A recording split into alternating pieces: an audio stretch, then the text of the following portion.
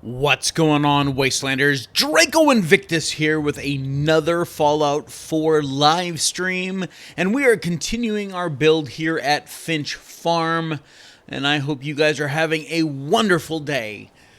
Man, it's been a great day already. I've been busy, answered a bunch of your guys' comments and stuff like that on different videos. I'm loving the interaction that I'm getting on my channel, and I really look forward to more of that as we continue to put out new videos and expand our game series and stuff like that. So I really love when you guys leave comments, ask me questions and stuff like that. But right now, we are at Finch Farm, and we are continuing our build, and we're getting pretty close to the end of our build cycle here. There were a couple suggestions that we got last weekend on things that we should build here. One was an armory, and one was a barracks. So we're going to work on both of those things today, and of course, if we have some more time, I'm going to be streaming for about 3 hours, till about 2 p.m. my time. Hey Nick, what's going on? So yeah, it's going to be about a 3-hour live stream, and because I have a podcast project that I'm working on with a couple guys, and so we have to do all of that shortly after 2, so got to kind of cut off the stream, and then I will be streaming later on, probably late afternoon, early evening with State of Decay 2. So, now that I've gotten all of that out of the way, I want to welcome you guys. I already got 5 of you in here, and Nick left me in the chat saying, "Hey Draco," and how you doing, buddy? I hope everything is well. Better jump over here into Discord. On the rare occasion that someone wants to stick their head in Discord and chat with me. So, yeah. And my mic is working. That's why I keep looking over here to my right, because that's where I'm running OBS software on this monitor over here. And so I was making sure my mic was working. So, all right. So let's get to our build here at Finch Farm. For those of you that may not have seen what we did in the last couple of episodes, let me back up over here to the front gate. Now, and we can actually close this gate too. So I am running Settlement Borders Extended. It has increased the space here at Finch Farm immensely.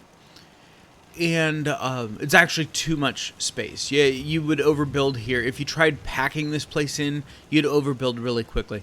So I'm kind of spreading things out. And I had built, I had done the video with the vendor stalls. And all 5 of these vendor stalls are actually found elsewhere in the game, actually over in Salem. And so I recreated them, put my own little spin on them and stuff like that. And they are all each designated for a different vendor type. So this, I believe, is my clothing shop. This is my general trader. This is my armor shop. This is my my medic or my doctor's office. And then, of course, we have a weapons stall here. But this gap down this walkway was very open, and I didn't like it. So a couple episodes ago, we built that barn back in the background. I do have some Brahmin over there now. Matter of fact, you can kind of see them right through the wall back there. I do have a few Brahmin in there now. And then we still had all this open space this way. So then we built... Oh, I also built this little player shack here, or NPC shack. We built our waterworks system back there, some bathrooms, showers, that sort of thing. And then we built just a couple more NPC-style homes, for them to crash out and stuff like that. This one we got lightly decorated, even got a lamp in here. Need to put some stuff on tables. I'm going to do decoration as its own separate thing. I want to get all the structures built first, make sure that I have enough space for everybody, and then I'll start making this place look a little bit more lived in. So then we also built this place over here, and this is actually a bridgeway to this building. These 2 buildings are not connected, like you can't find, stairs in here. This is just a single-story structure. It just happens to have a second-story structure built over the top of it. And we'll do a quick tour in here. And I haven't put anything in here. No beds, no couches, no nothing. But yeah, so Then we have our bridgeway over into this other part of the building. So we'll definitely be able to get a few beds in here, but we need more living space for the NPCs that we're going to bring in here. Obviously, the Finches have their own home that we have not touched. And this is also the a warehouse facility for the... That was supposed to open the other way. Does this one open into? Yeah, shit. Oh well. Not that I'd be putting anything here anyway. If the doors were opening out, I wouldn't want anything blocking the way. But yeah, this is going to be like a little warehouse. We're going to put some tables, some crates, that sort of thing. I moved the workbench in here, so it was enclosed. And then there's also a secondary access with a ramp going right out into the farm. So now the Finches have a place to store all the goods and produce that they're growing, amongst other things. And the vendors will be able to use this as well for additional storage. So now that we got that taken care of, I think what we need to do... And we've definitely filled out this area now. I mean, we still have like a little common area. We may put something like a fount or something. We don't want to fill it in too much. Because, again, we have all this expansive space with the settlement borders extended. And so we don't need to cram things in. Hey, Big Sushi Roll, how's it going? And good morning to you, too. Or early afternoon. Yeah, it could be, if you're on the East Coast. So I figured we're going to build an armory and a barracks. And back here would be the space to do it. Obviously, we can't go too tall, because the generators would be whacking on buildings and stuff, and that'll just not be good. But we could build underneath, and we could build out over here. I like the site of the windmills, so we may end up building like over here. I don't want to necessarily ruin this by building all up underneath, because then you kind of lose some of the magic of them floating, not floating, but mounted underneath that overpass. Noon. All right, so yeah, there we go. So it is afternoon. Excellent. I mean, I got people from all over the world, so yeah, I mean, hell, it could be the middle of the night. Or, well, let's see. In UK, it's mid-evening right now, so. So yeah, armory, barracks. I guess we could start over here. Yes, Dalton, I am playing on Xbox. I am running modded, heavily modded, as you can tell by the boat and the tugboat and the whale carcass and, well, giant, awesome-looking windmills mounted under the overpass. Yes, I am in Texas. It is 11:10 in the morning, yeah. All right, so I don't also want to block this area here, because this is the entrance to get down to the water purifiers and the boat dock. So we'll have to kind of maybe cut it off about here, I suppose. So let's get dropping something. Yes, 5:10, okay. Time to jump into build mode.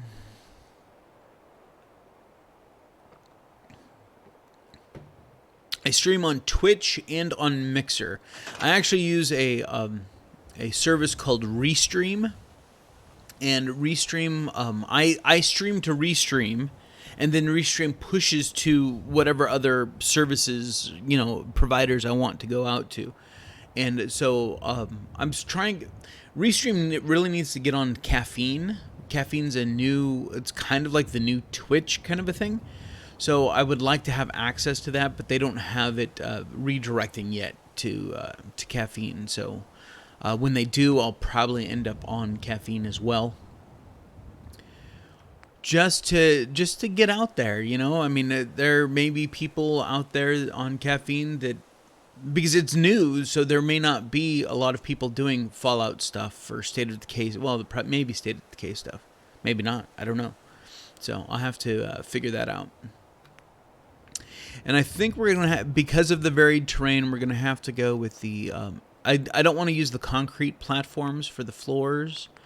I think I'm just doing everything elevated here. Yeah, I don't want to use this.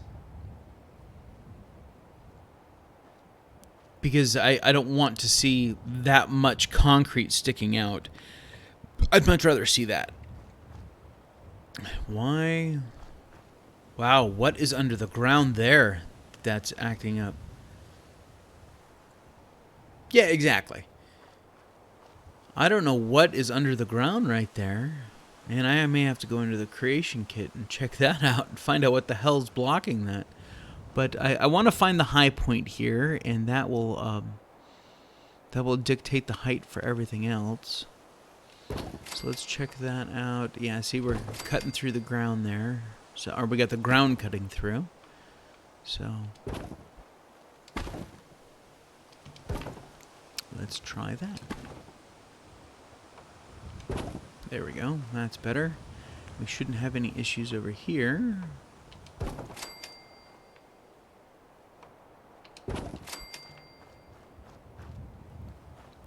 Nope, looks good.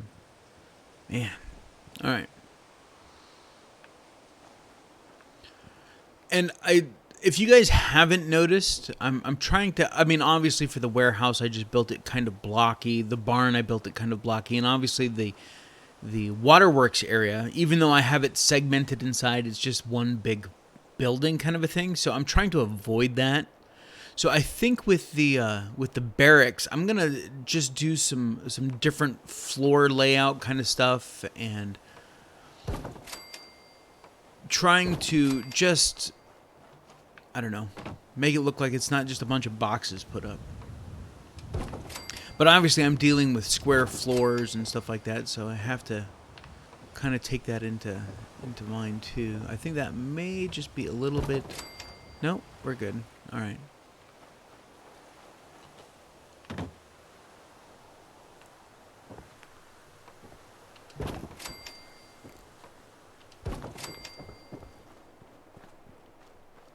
I suppose we'll put one in there. And then maybe...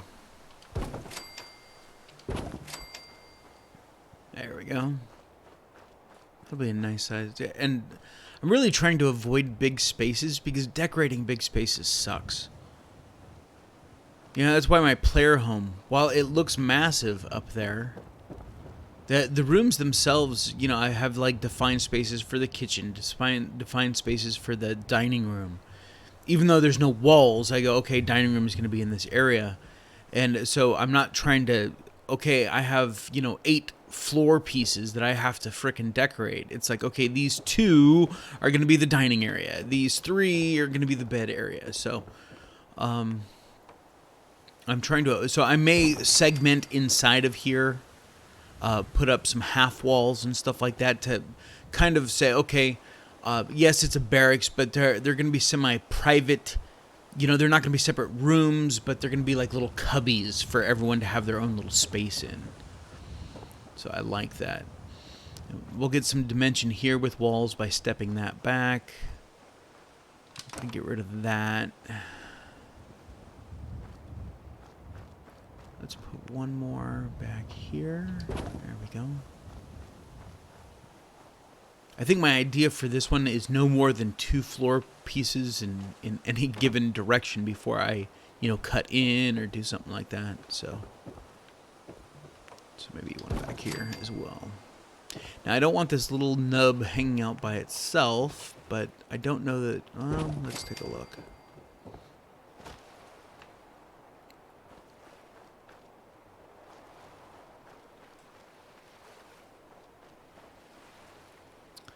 I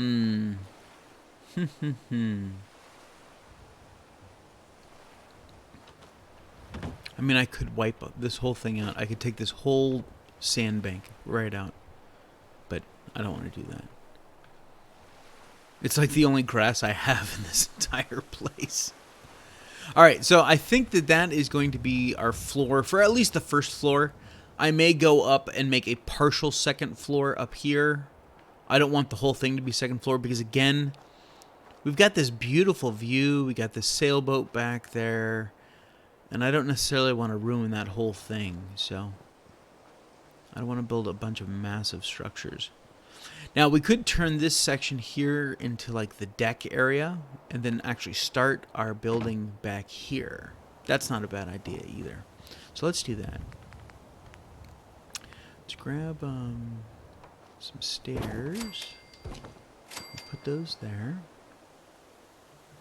Now I guess we just need to start grabbing some walls. Now the real question is, see, we've got a bunch of like warehouse looking walls over there. We've got warehouse walls over there. Definitely have residential like wood and metal walls for those homes. Let's and I'm still trying to keep it all very scrappy. Let's take a look at Cabin in the Woods.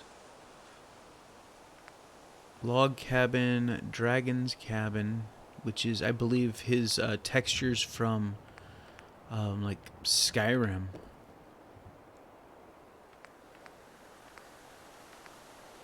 Yeah, I wouldn't want to build a whole big structure out of that. I mean, it looks good, but that would definitely be like a small building kind of thing. And these are way clean. Oh, yeah. Those are very Skyrim-esque. So let's not do the... Even though some of these... Whoa! Let's back that off. Just... Sweet Lord, how do you even place that?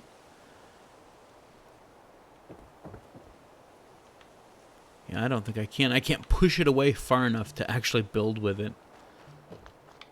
That'd be kind of cool, though. Let's see. No, that's the only prefab. Yeah, it is huge. Now, some of these mods, like there was it SOE? One of them had like a helipad. And, oh, look at that. It's turning white because the wind generator is... I'm going to wait for it to turn white again. Ah, I got it.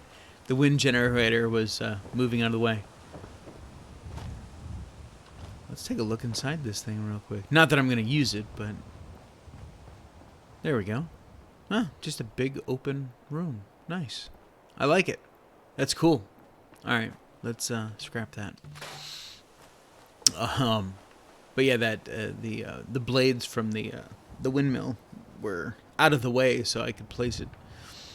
So let's get out of Dragon's Cabin. Let's see, furniture, decorations. Let's come over here to Log Cabin. Take a look at some of these walls. Ooh. Again, these may just be a little too clean, though. I mean, they're beautiful.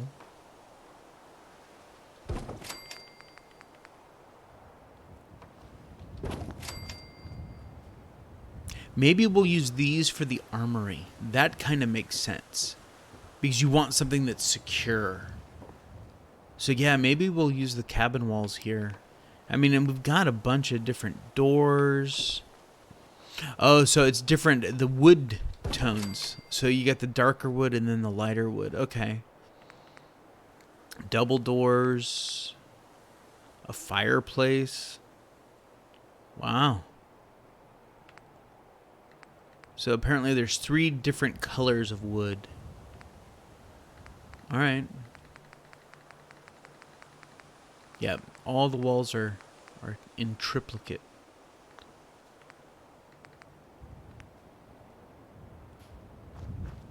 That looks cool. The stump house. Is there a door to it? Oh, there it is. Huh.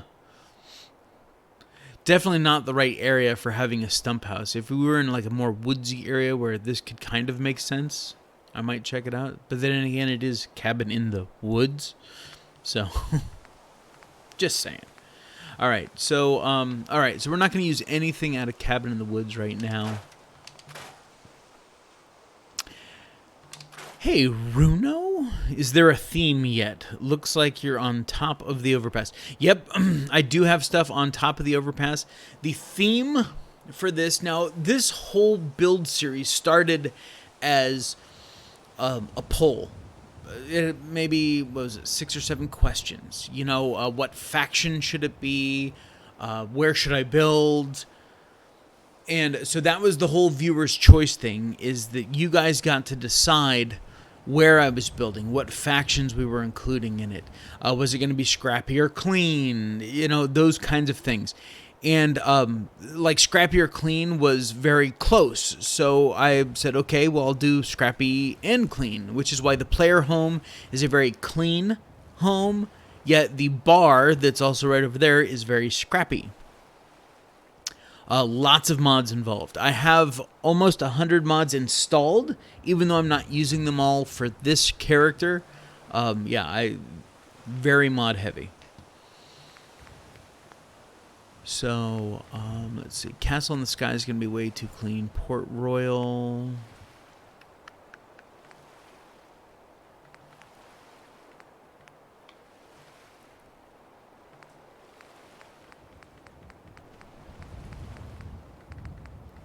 Not a whole lot of variation there, but I may use, I don't know, 1 or 2 of these walls. That might not be a bad thing.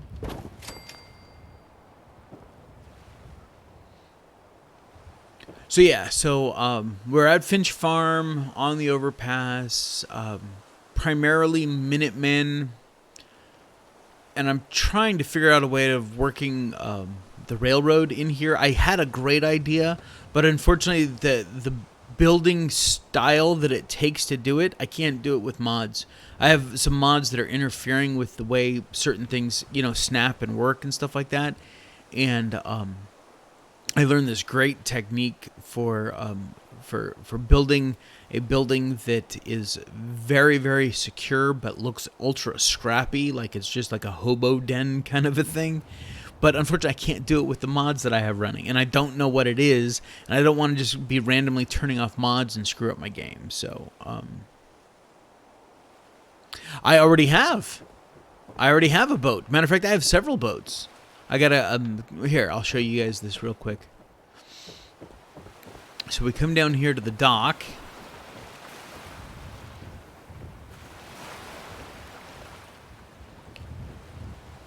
So, and I put up all of these fencing to block debris from coming in, floating in, and damaging the water purifiers. And then I have this beautiful boat. It's actually tied off here. Oh yes, this is Settlement Borders Extended. And what was funny is when I started building here... Well, here, let me show you the rest of the boats first. And then... So yeah, I got me a little tiny sailboat to sail up the inlet, got us a rowboat, even got us a swan paddle boat. And then up here,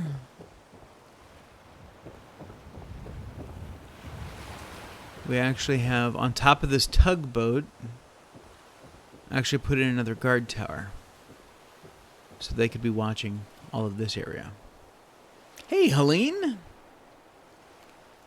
And of course, this tugboat and that boat over there, I added because they're not here in the vanilla game, but I wanted them to look, and they're right on the edge of the build area. You can see the build border bisects the boat, but with Place Anywhere, I was able to get those in. But I wanted it to look like that was, already there. So I made it look like the boats crashed and they beached over there. So anyway, originally when I had this mod installed, the border was here. The back border was here. Yep, that's about right. It ran just like this, and all we had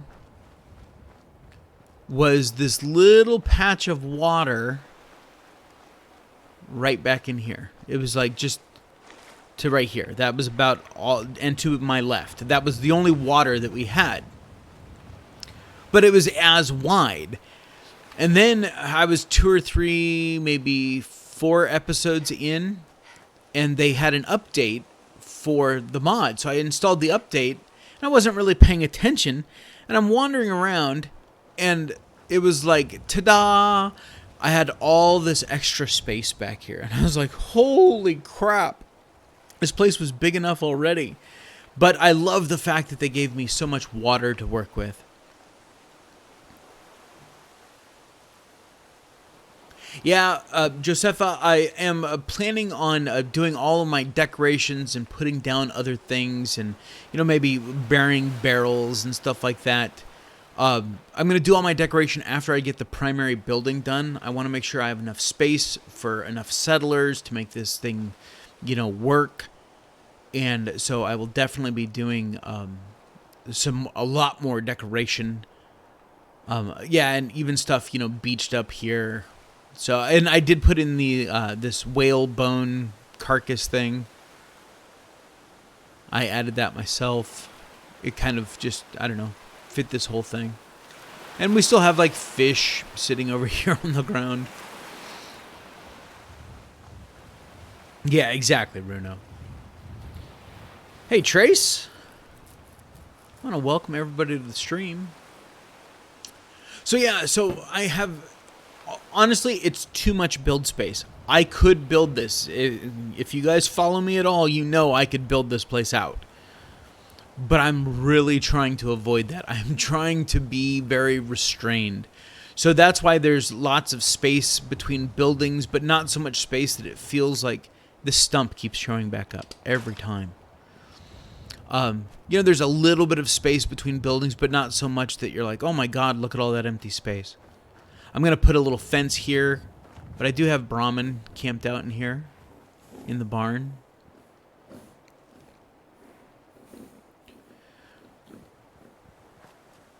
And we've got all of our vendor stalls up here, except for a food vendor, because that's actually in the bar up on the top of the overpass. So yeah, so right now we are working on a barracks back here in the back corner. Man, you gotta love autocorrect. It took you from else to wake. Crazy.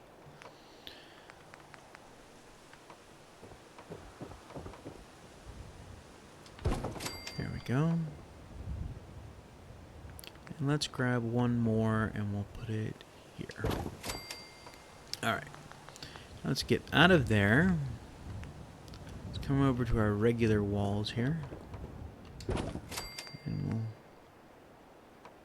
we'll continue dropping stuff in. I want to use one of those, but we will wait until we get some other stuff. And maybe a little bump out. Would that work? Yeah. We'll take a look at it. We may get rid of it. Alright, let's come over here. Go to vanilla extensions. Yes, I'm running a lot of mods. A lot of building mods because, well, that's what I do. So it makes sense. Let's go with that one there. Come on, get there. Thank you.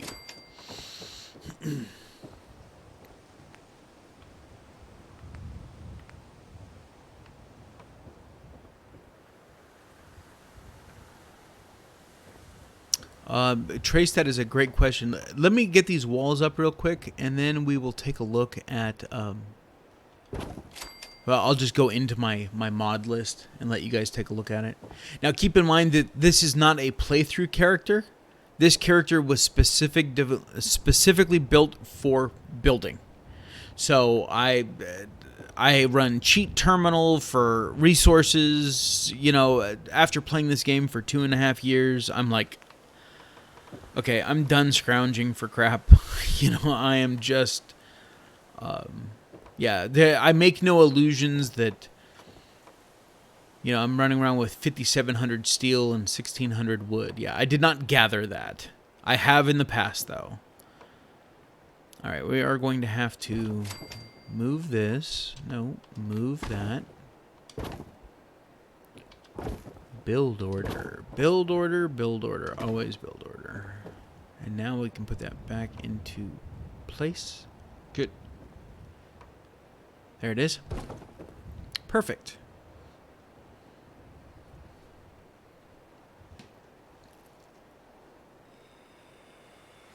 Hey, Rick. Life has been busy. And I like busy. Busy's better than bored. That's for damn sure.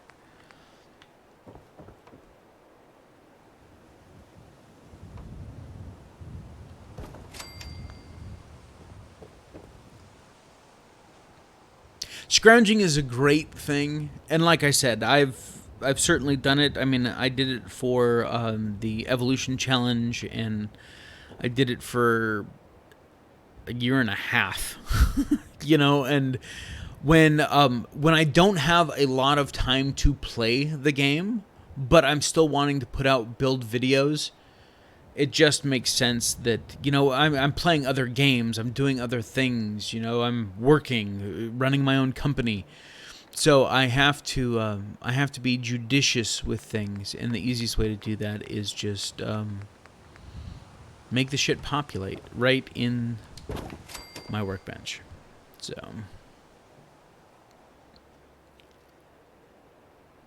excellent. Good to hear.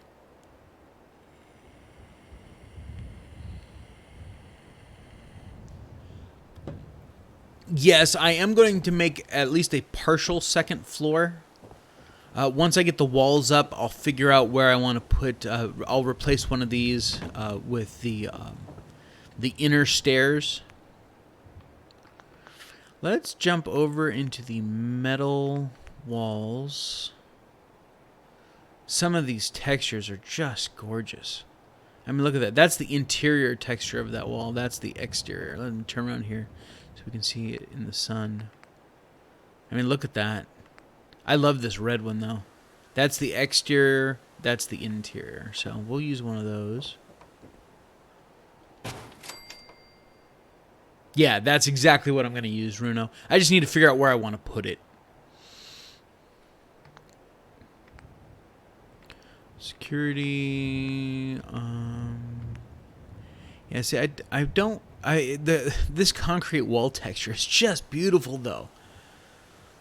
This is why I love mods. This is why I build with mods, because this should have been in the game. It shouldn't just be a clean piece. It should look like, hey, I took off a bigger chunk and broke out a chisel and made it the same size as all the rest of my walls, and it still has the rebar in it and shit like that.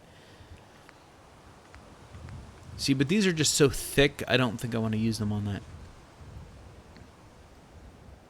Ephraim, I will be doing State of Decay 2 probably around 5:30 my time. So, yeah, at least once a week, I try putting out a Fallout 4 build video. In the last few weeks, I've just been doing live streams, and then I will post the replay up. So if people want to, you know, look, and then they can fast forward and just kind of see what I'm doing and stuff like that, so that everyone can be involved. But I like hanging out with everybody and just talking to you guys while we're building and stuff like that. So yeah, I don't think I want to do another bump out over here. Actually, if we put the stairs here, you know what? We are going to do that. We're going to put... That is just gorgeous. I love that. We will put this here, and we're going to put our stairs here.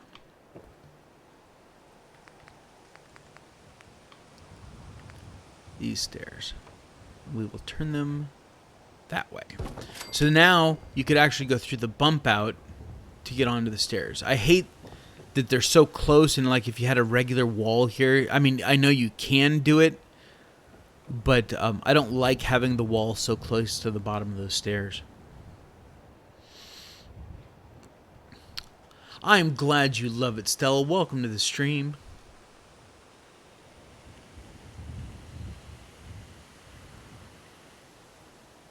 Yes, I do have the State of Decay 2 DLC.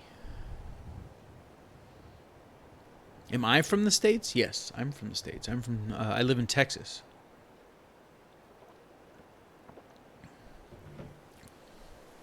No, I can't wait. I'm looking forward to 76. I don't pre-order many games. As a general rule, I try and avoid pre-orders for software. But I did pre-order 76. Well, we are right in the middle of the country, and I don't know, maybe that has something to do with it.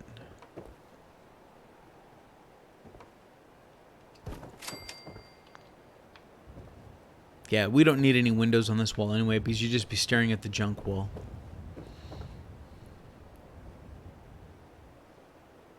Oh, I bet. I bet that was huge. You know, and I forgot build order again. Let's put this out of the way, and we will grab another half wall. Actually, let's go over and grab one of the ones from the master plan. He has some great wall cuts. I mean, look at this. That's half a metal wall. Why wasn't this in the fucking game? I mean, just some beautiful wall cuts. I mean, look at that. Oh, I love that piece. And these are, everything that you're seeing, like this piece here, is an asset within the game. This is used. It's just not in our build, our base build menu. But you can find this piece being used all over the Wasteland.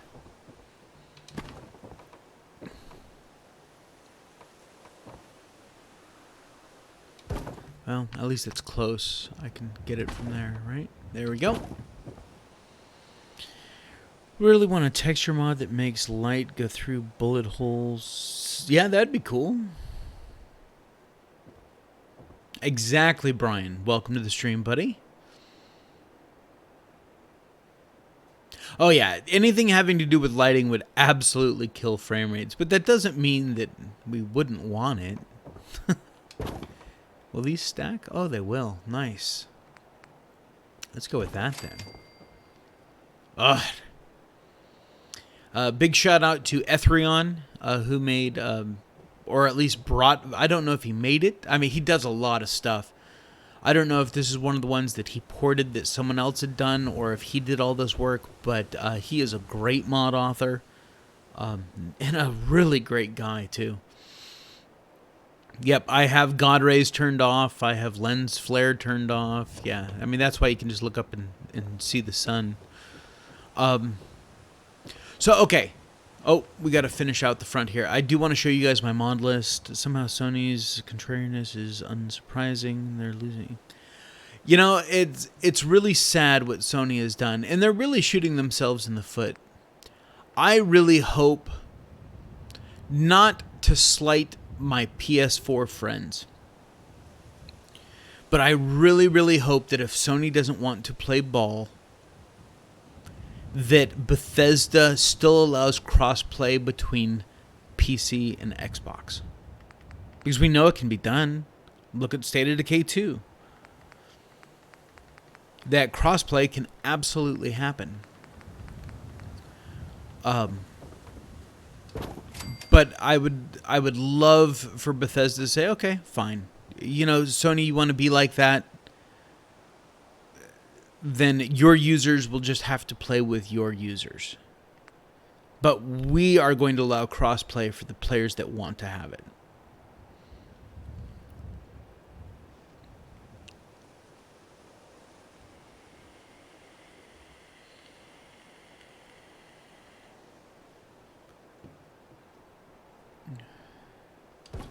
Are you talking like down here? Where are you talking, Josepha? I'm sure I'm not pronouncing your name right, and I apologize for that. Can you put wood around the wooden side of the building? Yeah, I'm assuming that you're talking around the legs and stuff like that. Yes, I can put anything anywhere. I have that ability. So, okay. So we've got our basic wall structure up. This is going to be a deck, and then we will have a second floor for at least part of this. Again, I don't want to go too high and too massive because we've got this beautiful view, and that's one of the reasons why people enjoyed or liked the idea of building at Finch Farm, because you could see the water. Outside these walls, mod list. Yes, I will get to that right now, actually. Let's do that. All right.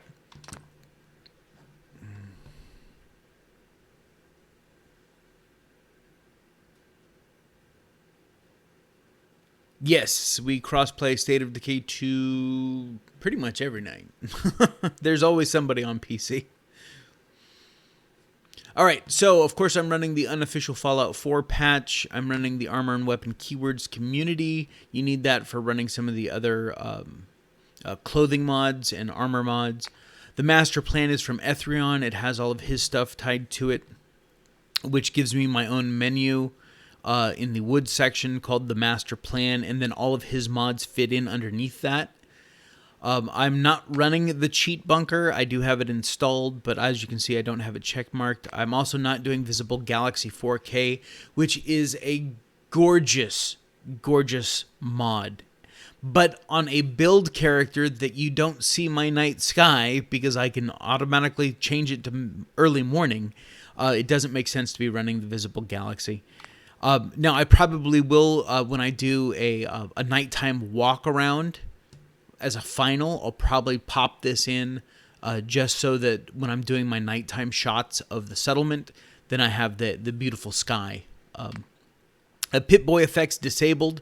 Again, anything I can do to squeeze as much graphical power out of my Xbox One. But we will take a look at that, Josepha.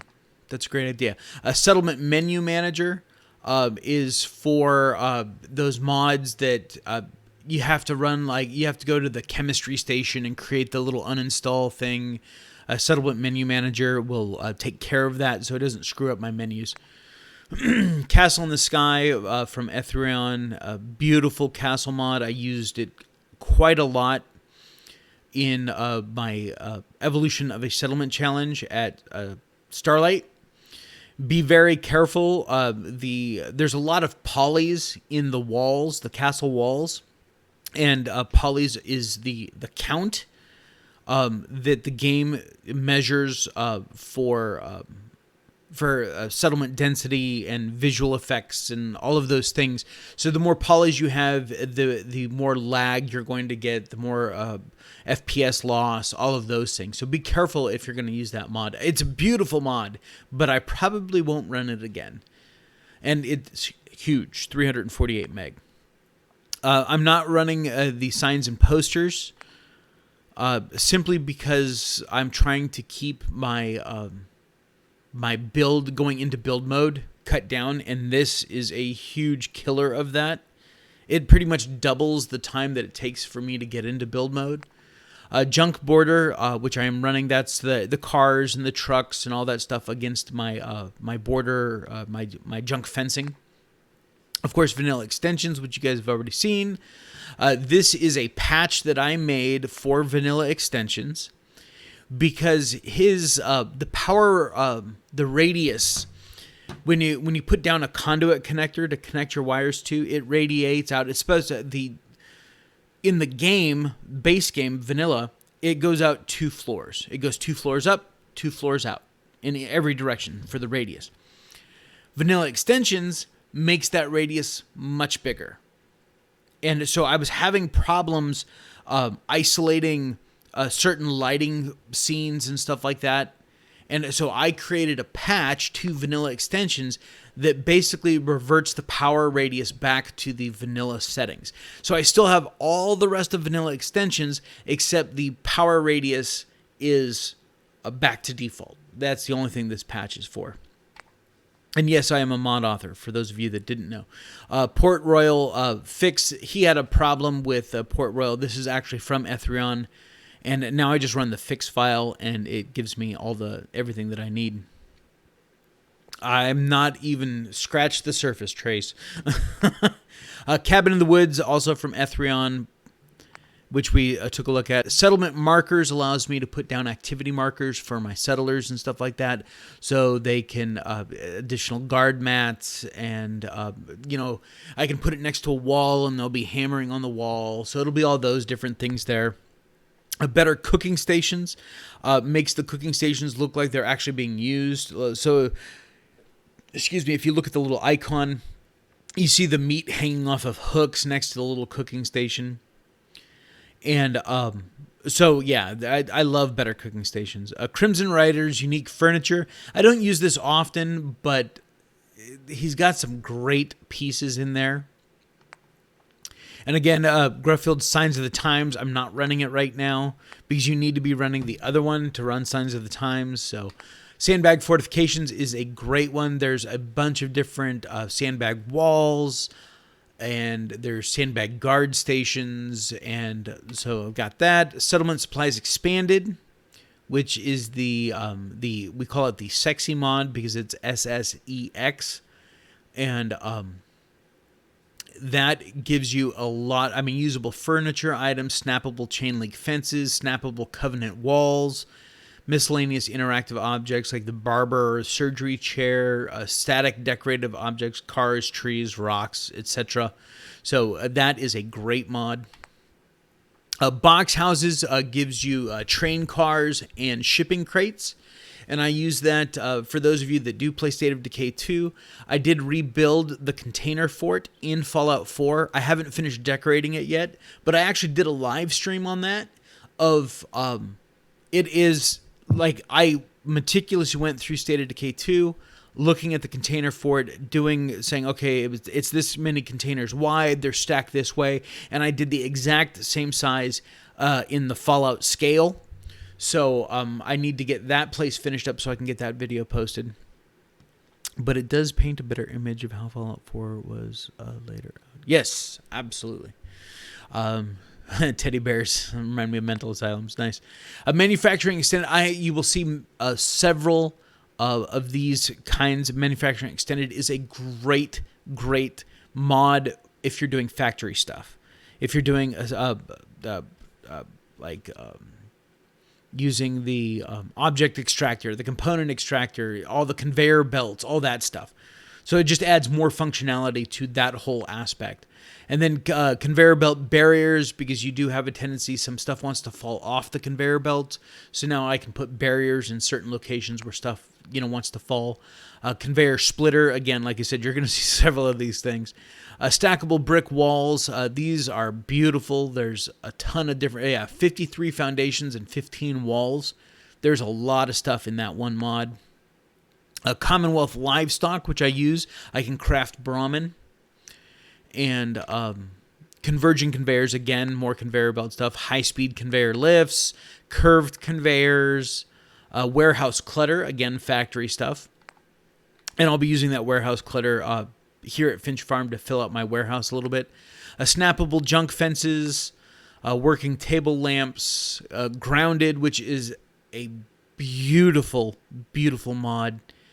It gives you all different kinds of textures for foundations and floors, and essentially it takes all the different textures that you see in Fallout 4 and it applies it to essentially floor pieces so that you can make different looking stuff. I did a water aspect using grounded in my Starlight build. That's how I made a pond, is I used grounded. Electronics is... I was turned on to this by another YouTuber and a great friend of mine, Nacho Bidness. Electronics is an awesome... If you are interested in doing a lot of electrical work, electronics is a must-have mod. It's awesome. Weapon rack bracket. Honestly, I have this installed, but I don't really care for it much. So when I'm fixing to do a clean wipe of all my mods, literally wiping out all my saves, everything, starting all fresh, all over. And so I will have to go through my list here soon and make notes of the ones that I absolutely want back and some that I don't really want back. Advanced Settlement Power offers a bunch of different stuff. This was actually out before the DLC that gave us logic gates. But this actually gave us logic gates before we had them in the DLC. Make a hotel. Well, I do have a bar up on the overpass, Josepha. The Pretty Triangles, great mod. As a matter of fact, I used it earlier. Not today, but in an earlier video. Plywood is a wonderful mod. They come flat, they're at angles, they're vertical. Great for patching walls and stuff like that. Post supports and beams. I've used this all the time. Busy Settler rugs. Again, the Busy Settler rugs offer some things that the other one doesn't. So they kind of play off each other. Concrete walls. And basically this creates half and quarter concrete walls. Ethereum does a lot of request mods, like little stuff. As you can tell, this thing's pretty small. Auto closing doors and gates. I'm also running Rainier's Close That Door mod. but the auto-closing doors and gates gives me additional doors and gates that are specifically auto-closing. They will, no matter who walks through them, they will close after a couple seconds. Then I have MD Wolf's shipping services. This is for, notice I'm not running it right now, but like when I was doing the Evolution Challenge, I had this mod running. It doesn't give me any shipments. I have to purchase them, but I don't have to run all over the Commonwealth, and it doesn't run out. So if I wanted to purchase 10 shipments of steel, as long as I had the caps for it, I could purchase 10 shipments of steel just by running over to it, and it looks like a little mailbox. And so it essentially just gave me a vendor that had unlimited supplies that would allow me to just keep buying shipments. Just so it wouldn't take as long. But, so yeah. And then Concrete Warehouse essentially turns the warehouse walls and the same exact walls, but reskins them as a thinner concrete.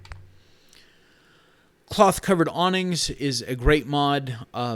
So many different awnings and tents and all that good stuff.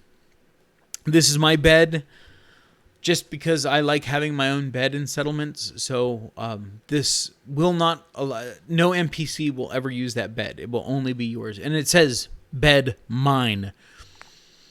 Clean warehouses. It also cleans up the walls of the warehouse walls. Auto sell everything.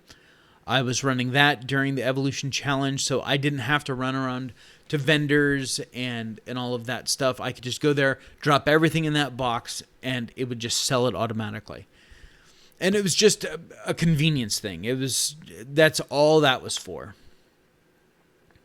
And I didn't have to worry about it running out of caps.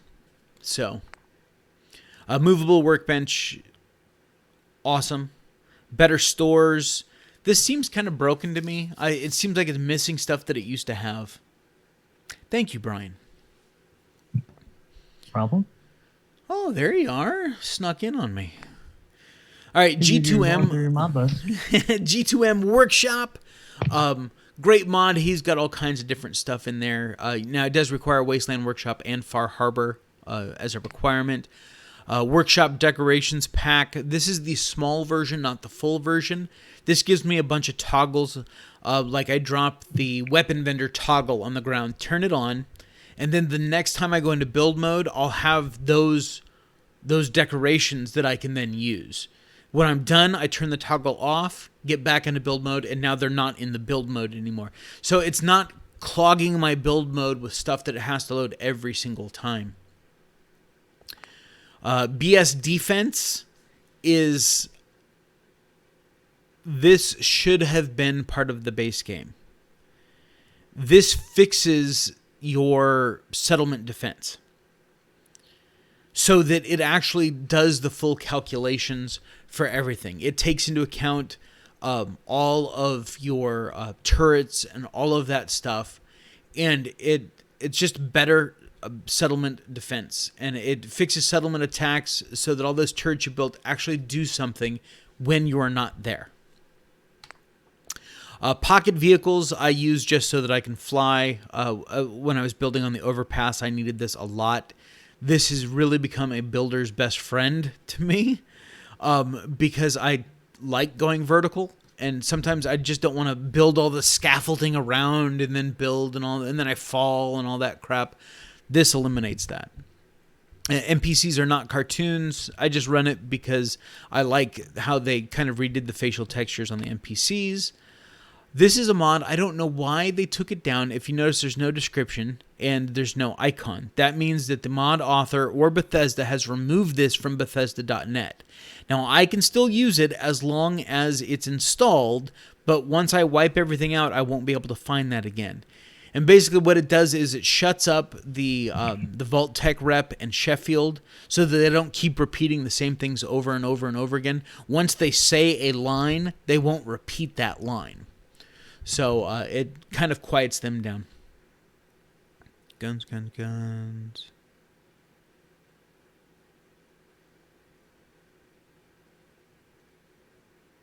Oh, you're talking about Cleo. Yeah, all Assaultrons are have a female voice. I love Cleo. She's such a smartass. Replace Pack Brahmin with iBots. This is just kind of like a throwback to New Vegas and using Eddie. I love seeing, instead of the big old Pack Brahmin, I love seeing the iBots floating behind. Obviously, I'm not running it for this character because I'm not playing this character. I'm just building with it. So, but again, it is installed. And then Nitra's performance tweaks. This turns off God Rays, turns off Lens Flare, and offers a reduced grass density medium. And then I'm actually running another reduced grass. Yeah, there it is. Reduced grass density full. That's why you see no grass on my ground, on the basic ground of the game. Just squeezing out as many frames as I can. And now we get into the two Finch Farm mods that I have. This allows access to. This gives me the lift. So that I can get up there, and then the Finch Farm over this one here did a full re-nav mesh of the entire overpass at Finch Farm, so that NPCs will freely walk around up there. Now this mod here has gotten me into a lot of trouble. Panda's infinite budget. It essentially just removes the build bar. I never see how far I'm building. I don't know how far over one build bar I've gone. And it has definitely gotten me into trouble.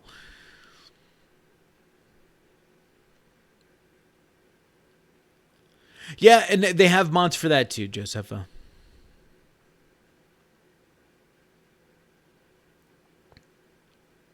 Yep, there is a mod to shut Preston Garvey up. Yeah, and here's Rainier's Close That Door mod. I've been using this damn near since mods showed up on Xbox. It allows friendly NPCs to close doors in your settlements after using them. And then I double that with the auto-closing doors themselves. Because if I open a door, Rainier's Close That Door mod won't shut it. But if I put in the auto-closing doors, then they auto-close. Yep, that's exactly why my settlement size is at 0, and it will always stay there. Now, All Settlements Expanded is the one I'm running right now, and whoever's building this mod is doing a great job. I don't think that I'm going to use it again, though. Simply because they're way too big. I mean, I appreciate what they've done. You know, giving me this much water space at Finch Farm is awesome. But honestly, the settlement's just too big. But if you filled it out, you wouldn't be able to move. Your frame rate would be in the single digits, and it would just be horrible. Hi, Patricia. A disable workshop timeout. I love this mod. I will definitely be running it again. You can see it's ridiculously small. It's 274 bytes.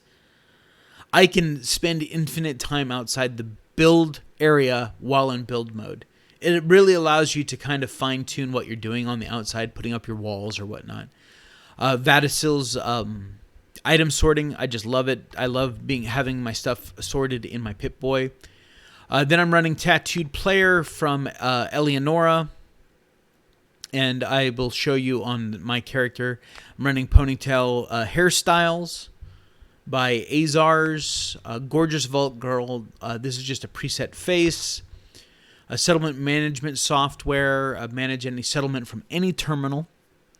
That helps finding people that don't have tasks assigned to them. That's what I run that for. Faster terminal displays, just because I'm tired of getting to a terminal or Pip-Boy or anything, and it just takes forever for that shit to scroll down. This is like way fast. I love it. Armorsmith Extended. This allows you to take legendary effects off of one armor piece and put it onto another armor piece. And it does a bunch of other stuff. Every outfit in the game can be worn under armor pieces. Now all armor pieces should show up when equipped. Hey, Black Panther. Welcome. UCO base game and then UCO season pass just for different clothing options, because this works for your settlers as well. And then these are two that I found recently when I was doing my evolution challenge. Minutemen Relooked and Minutemen Rearmed. And so it gets rid of a lot of Minutemen Rearmed. Gets rid of a lot of the laser muskets and stuff like that. Puts some better weapons on them. And then Minutemen Relooked makes them look more like a military force instead of a ragtag group.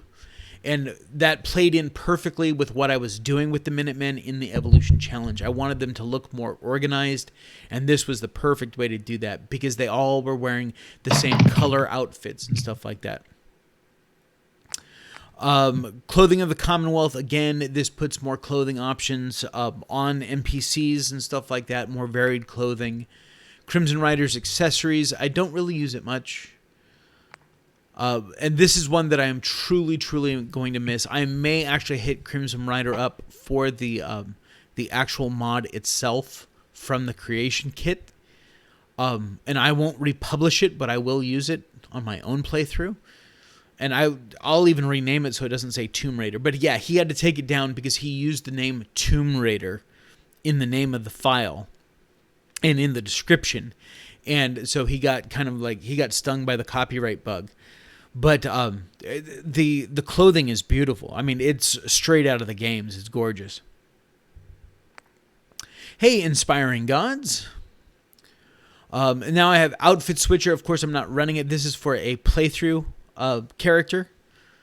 And basically, you can, everything that you're wearing, you can set it as a preset. And you can have, like, I think 3 presets.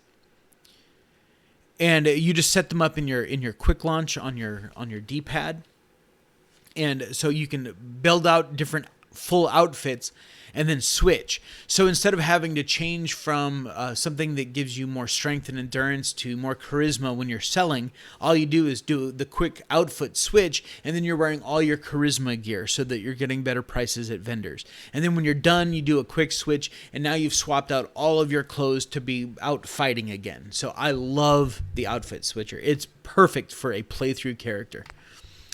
Then Eden Meadows Cinema. I've never actually built there, but I will definitely be building there. That's in Far Harbor, and it gives us a new build location in Far Harbor.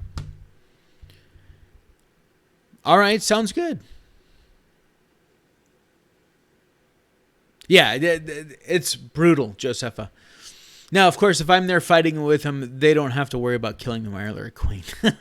I kill that bitch when she's still in the water. Hangman's Alley Revamp is another mod that I was using. It kind of did some fixes and tweaks to Hangman's Alley, and they took it down for whatever reason. I don't know why.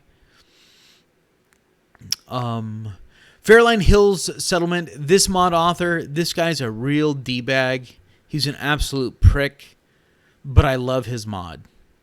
And no, I built that mod. I wouldn't talk crap about somebody like that. No, that's my mod. That is a full settlement location at the Fairline Hill Estates right here in the Commonwealth. So if you're interested, go check that out. Museum of Freedom is a mod that will never get published. I will use it. That's my mod. I built it. And it essentially turns the Museum of Freedom into a interior settlement. A full interior settlement. But since I cannot release it for all platforms, I've only done one mod that I couldn't release for everybody, and I felt so bad about it. I said I would never release another mod that everyone couldn't use. And because of Sony's dickish moves with not allowing external assets, Museum of Freedom will never see a published light of day. I will make a video series about it, but I will not let anyone else use it. So, let's see here. I'm reading, trying to keep up with the chats here. Yeah, robots. I'm assuming you're talking about robots, Brian. Did they drop your happiness? They were asking how to get their happiness above 87, and I wanted to make sure she didn't have her. No robots. Have any bots. Yeah, no bots in your settlement at all. Yeah, they kill your happiness. MacGyver's Weapon Dismantle is another mod that I use for playthroughs. It just allows you to, I mean, have you ever had a gun with a really nice scope on it? Have you ever wanted to take the puppy off and place it on your own gun only to find that it costs you more materials to unscrew an attachment and place it on your gun than to just build a brand new one? So basically, if you're ever going back to like no sights or something like that, if you have like a mod, like a scope, for instance, and then you just want to go back to no sights, it actually costs materials to go back to no sights. MacGyver's Weapon Dismantle fixes that. Automatic boring perks. I have it running on this character, and I don't know why. It doesn't matter.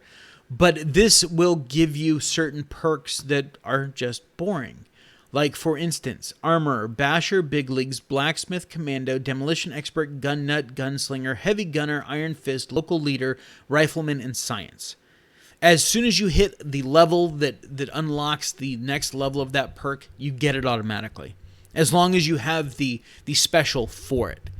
Because the idea is how often are you going to be using Demolition Expert, Gunslinger, and Heavy Gunner, and Iron Fist? You're not going to be using all of those, but it's giving you the boring ones that you might use. So I'm trying to do things to keep my gameplay lively. Easy minigames is another one.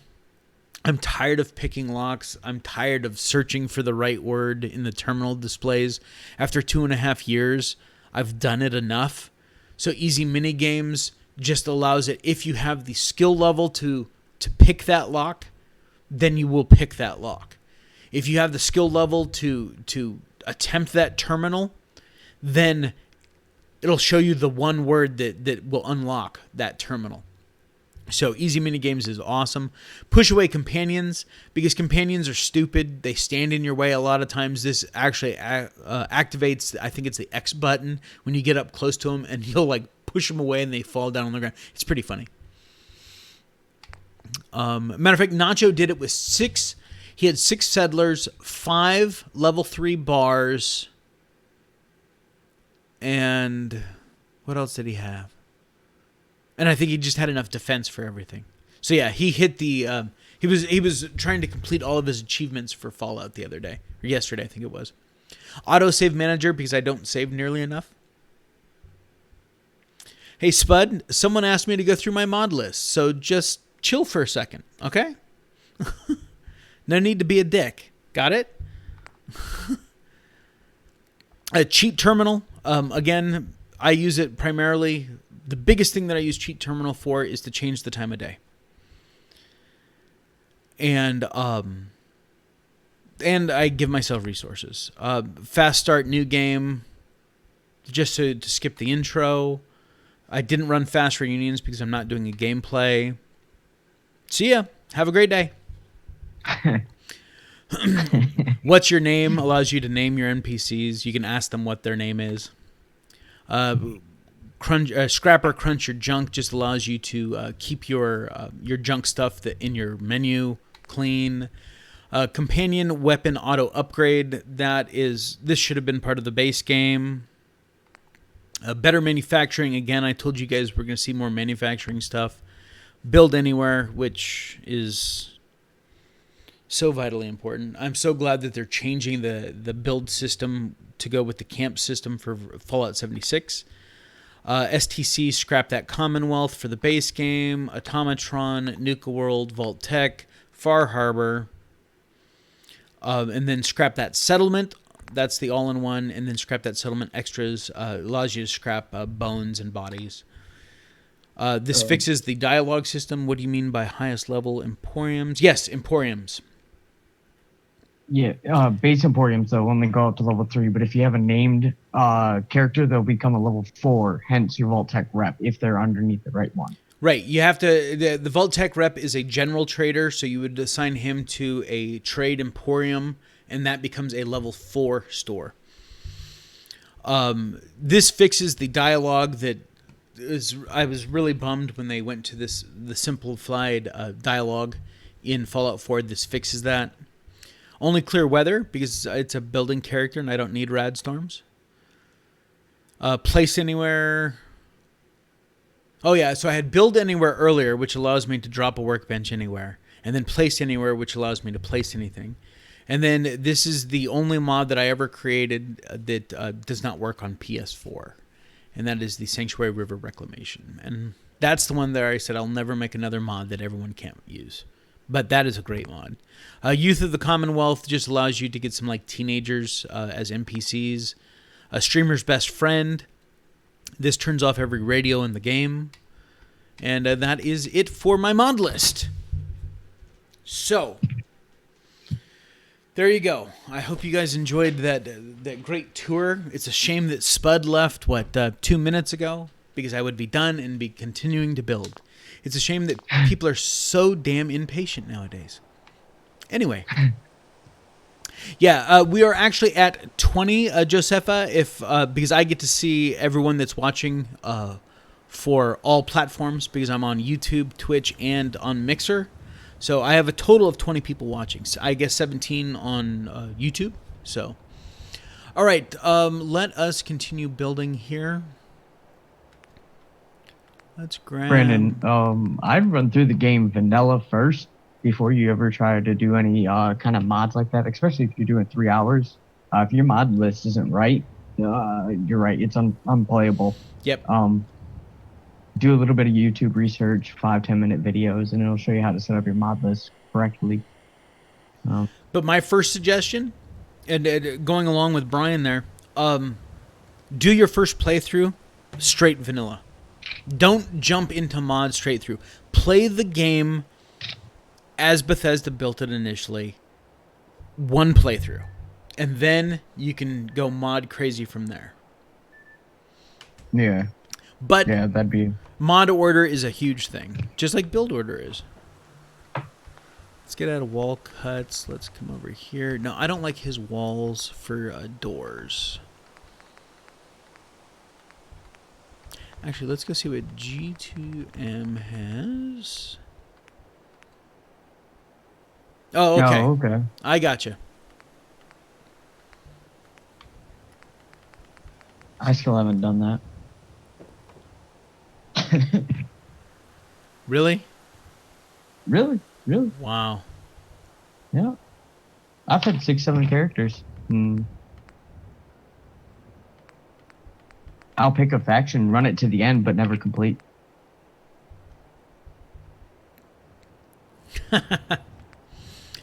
Well, console players did it for quite a long time. And certain PC players that didn't want to deal with Nexus mods. Not every PC player likes Nexus mods, by the way. There are a lot of PC players out there that actually got scared because of certain mod authors that we won't necessarily mention. That literally was like threatening to break people's games and stuff like that. So, I like that. But let's put up like a half wall. Do we have half walls over here? All right, Runo.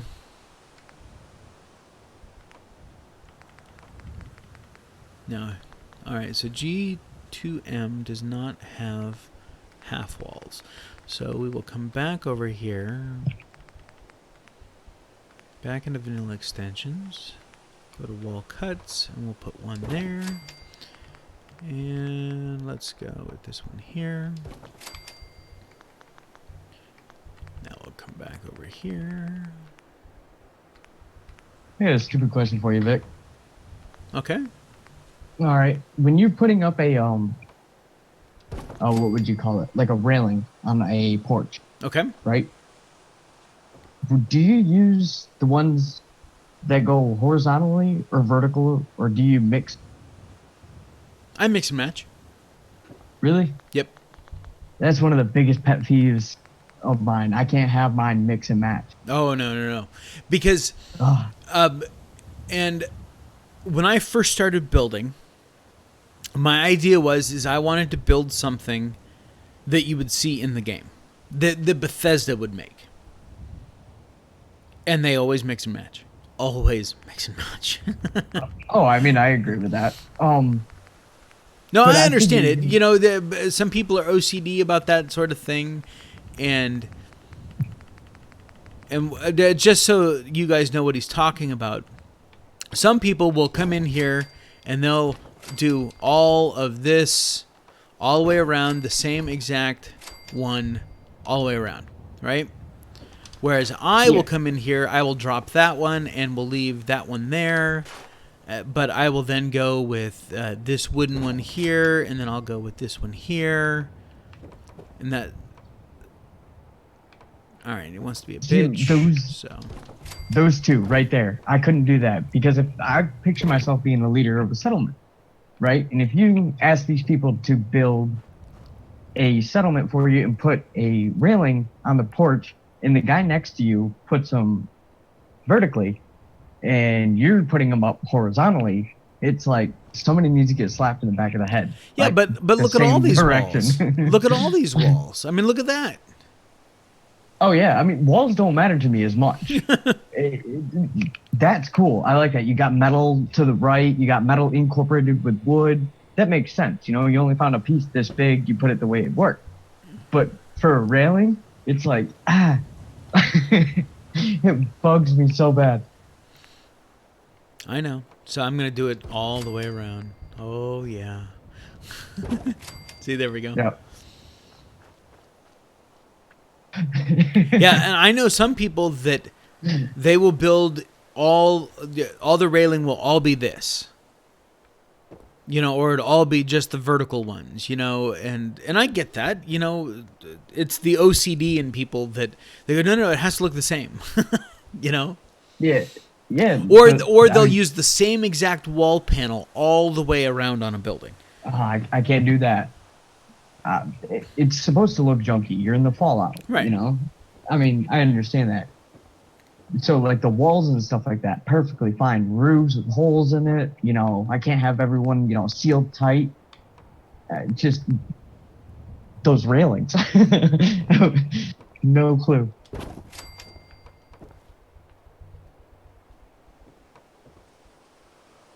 And one of the mods I'm running allows me to go half.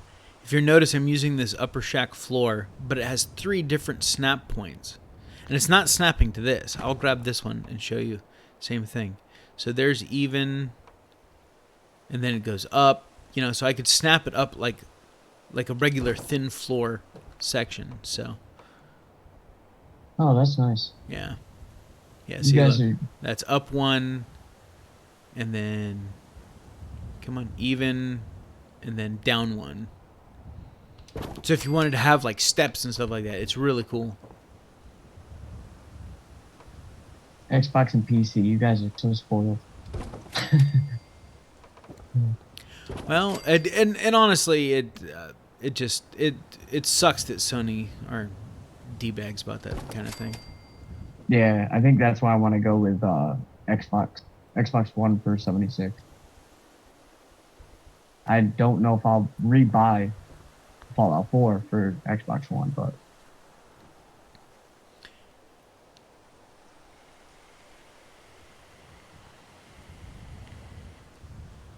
go everywhere, loot everything. I have the problem in State of Decay 2 where I literally loot everything. And but yeah, I developed that obsession by playing Fallout 4. Actually, I've always been a looter.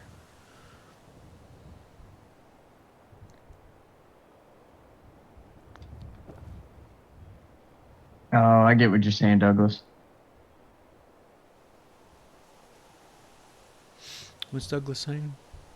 Oh, he was talking about his build menu, finding certain things in the build menu. Yeah, well, yeah, and then when you put mods on top of that, holy hell. I love especially the contraptions, duplication exploit, was able to do XO1 power armor, legs, arms, helmet, but not torso, because it's too big to fit in the vac. That's funny, Ike up. Now, I hate it on the PS4 when you get duplicates.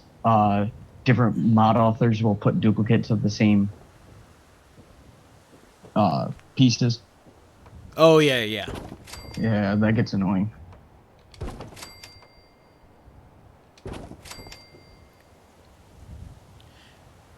Now see, look at, oh, come on. It's wanting to do one up or one down. Fine, just do that one and I'll fix you. There it is. There.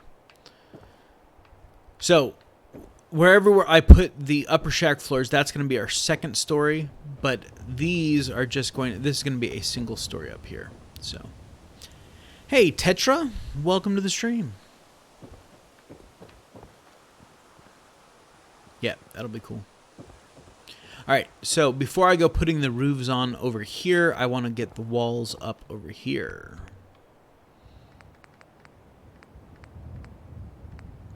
And actually, I like the idea.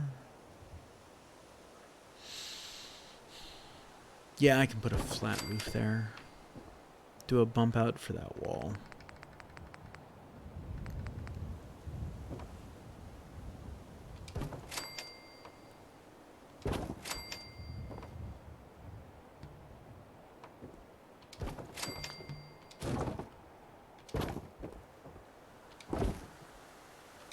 There we go. All right.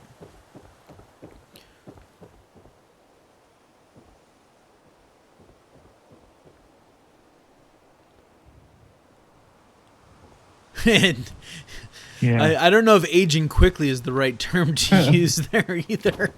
That's going to be a while.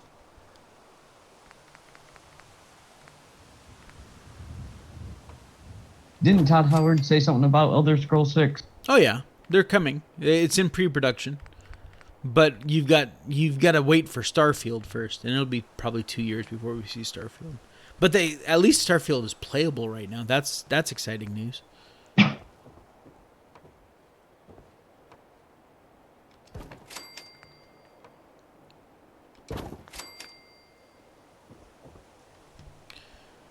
All right, so we've kind of gone through those. Let's grab some more walls.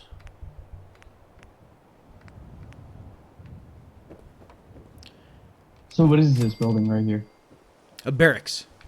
Oh, okay.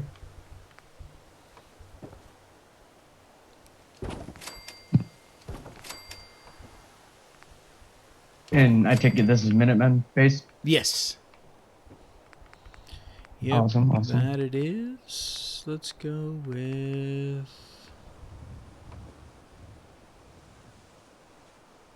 I hate how they portrayed the Brotherhood of Steel in this one. And even in New Vegas, I really didn't like how they portrayed Brotherhood of Steel. Oh, they weren't portrayed as much of anything in New Vegas. Yeah. But anytime I do like a large settlement build with a military aspect, I always go Brotherhood. I can't do Minutemen.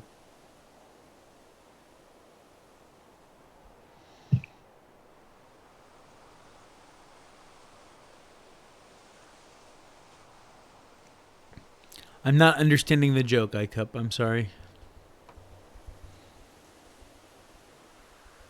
So ultimately, I want to use this wall. I love multiple snap locations. But we'll set that out of the way because build order.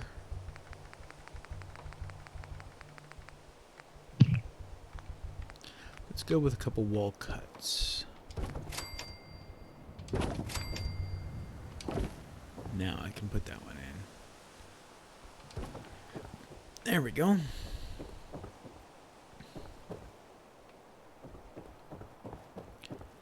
Now we'll put our roofs down here.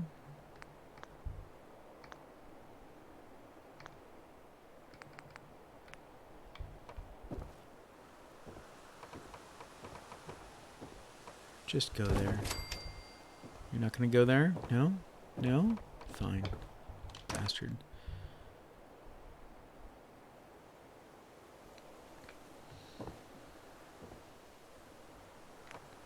I've played through Fallout 1 and 2, but I wouldn't play them again. Yeah, and I used to enjoy the crap out of isometric games. I just didn't like the way they did it. And what's funny is that I loved like what some of the other stuff that Interplay did or Black Isle, Baldur's Gate. Baldur's Gate. I loved Baldur's Gate. Yeah, that was awesome.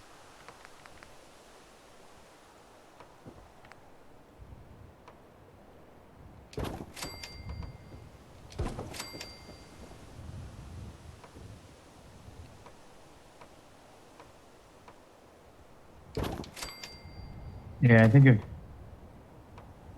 Fallout 2 is before Baldur's Gate, right?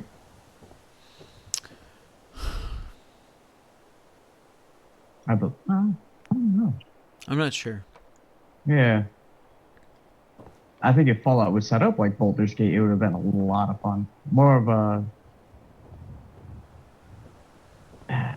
not turn-based, but just a point and click. Yeah. But Right. at that time, turn-based was popular.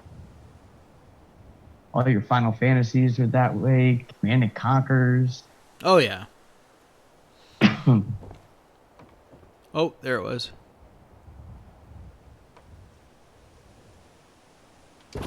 There we go. Yeah. Yeah, Hack and Slash was too.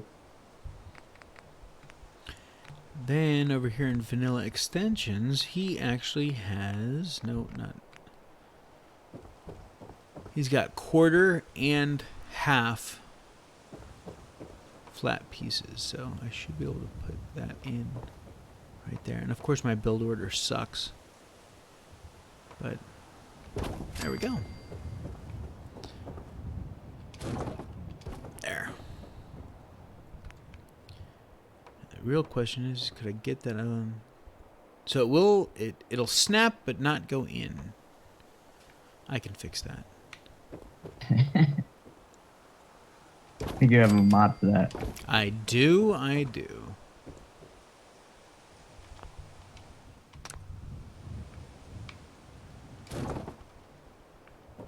There. Perfect. Alright, so now the question is, what do we want to do for roof up here? So we've got 3 floor sections wide. Do we want to do wood roofs, or do we want to do something different?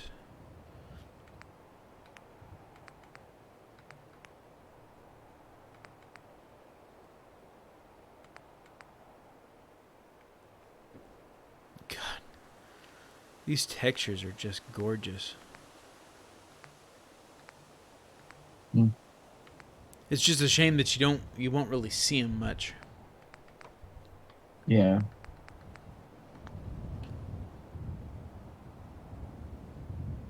Yeah, that's about it too. And I broke my Fallout 4 save months before we had mods for Fallout 4 on Xbox. It was so bad I literally had to start over. I was in the middle of a build. I was doing a whole build series on doing videos for it, and it broke the game. All my saves were corrupted. I literally had to start over. That's a sad day. Oh yeah. So we've got some different colored metal roofs here. Let's not go green though. Let's go blue.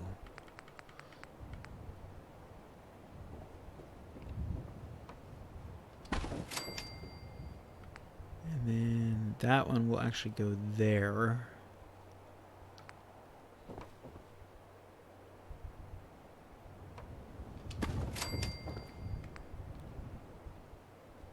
That's a mod that you're using because they don't have that piece. That one. Yeah, they in do. Vanilla games. Yeah, they do. Yep. They sure do. Yeah, it's just the normal gray one though. Wow. Yeah. So There was always a specific piece to roofs that I could never, how would you put it, find, or, I don't know. I thought they yeah, didn't it's have that actually, I piece. think it's down here on the end. Yeah, there it is.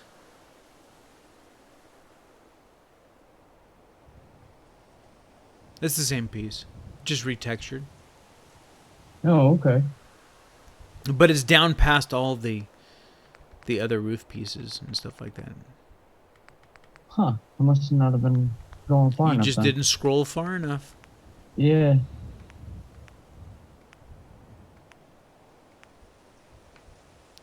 So yes, we got that one in. Let's drop another corner in here. And then do a corner there, and a corner there, and a corner there. There we go.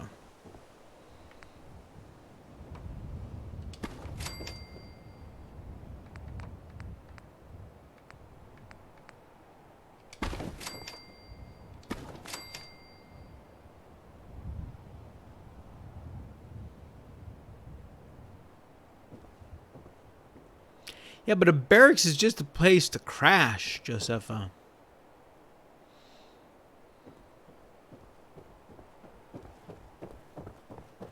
Alright, let's take a look at our structure. Oh, that looks great. I like it.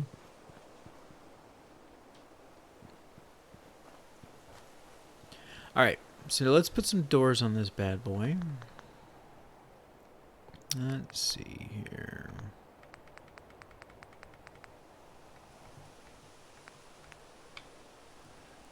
Hidden doorway? Anyone? It's incredibly tall, though.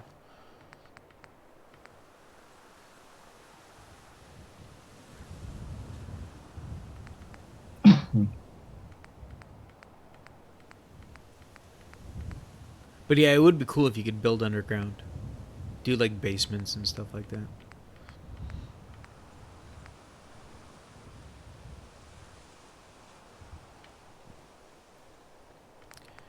Well, I can dig in the double doors. Maybe metal double doors?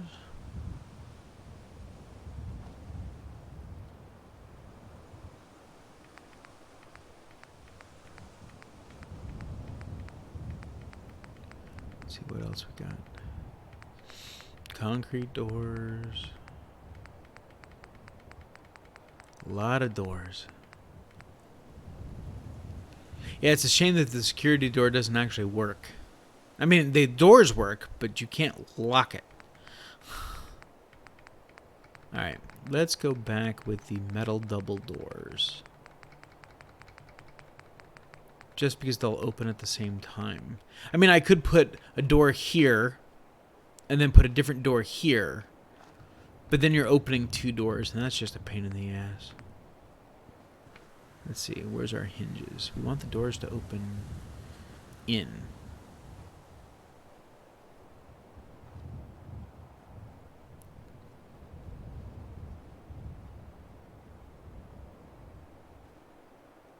Because your home door opens in. There.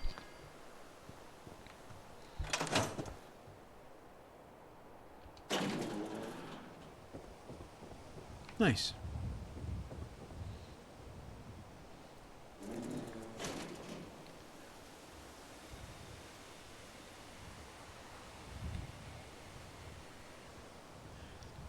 And I want to welcome new people to the stream. We're building at Finch Farm.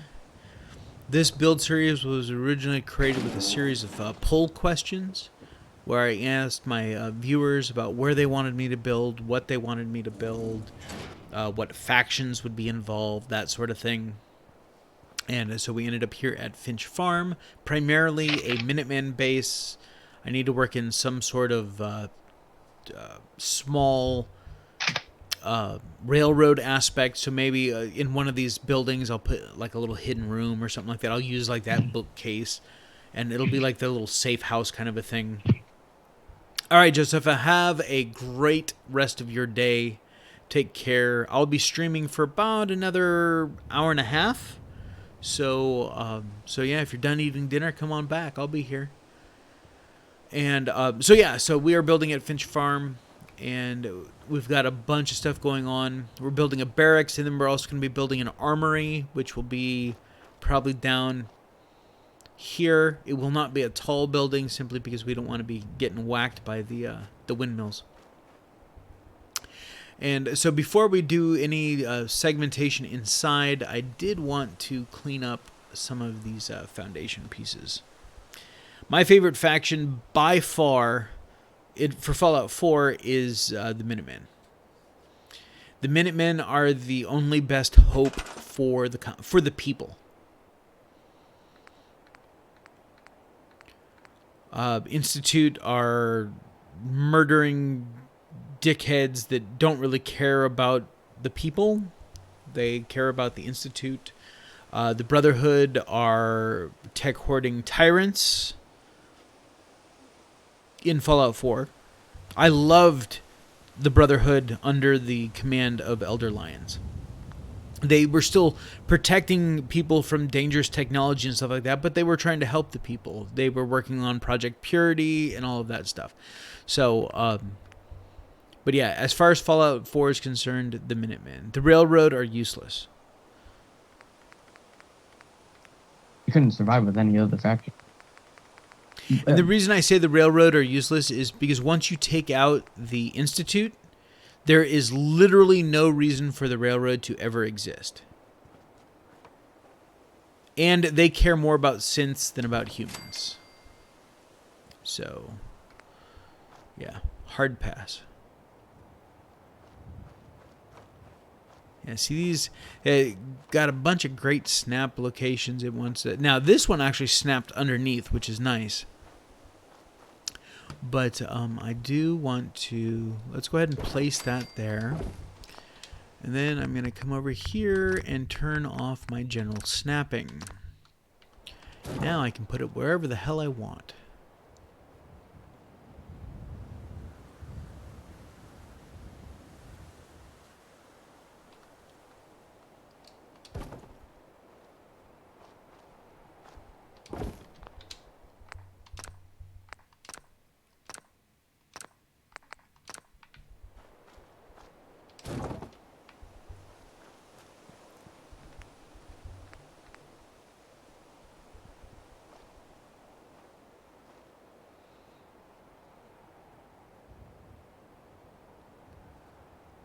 Come on, you bastard. Get in there.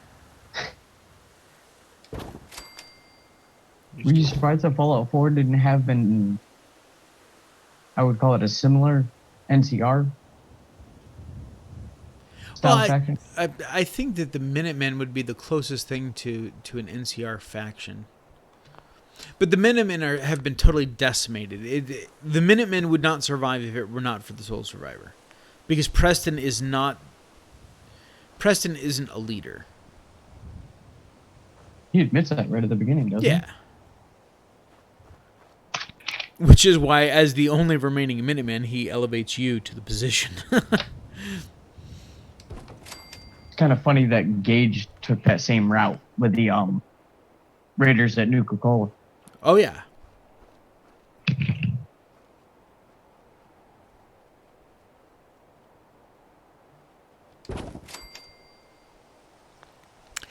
Preston, as an NPC, strip away all the Minutemen stuff. Preston, as an NPC companion, is a great companion. But the problem is that Bethesda used him as a quest giver. No companion should ever be used as a quest giver. And that is the problem that Preston has, is that his programming was to give you quests. And that's why he annoyed the fuck out of people. Hey, Scump. Welcome to the stream.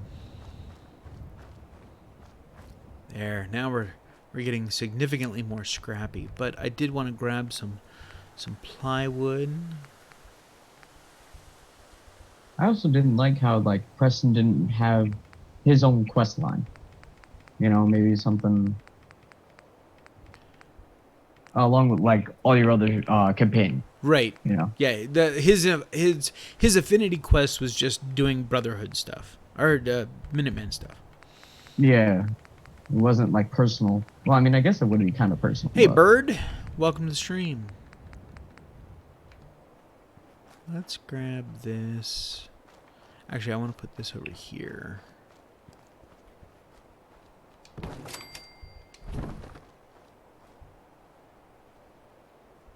And we will go ahead and line it up right there.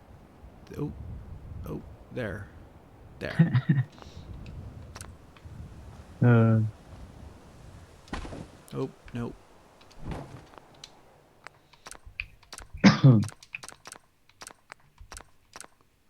think after I got Sanctuary Hill set up, doing all that stuff for Sturge, I pretty much never went back there, just so I didn't have to hear Preston.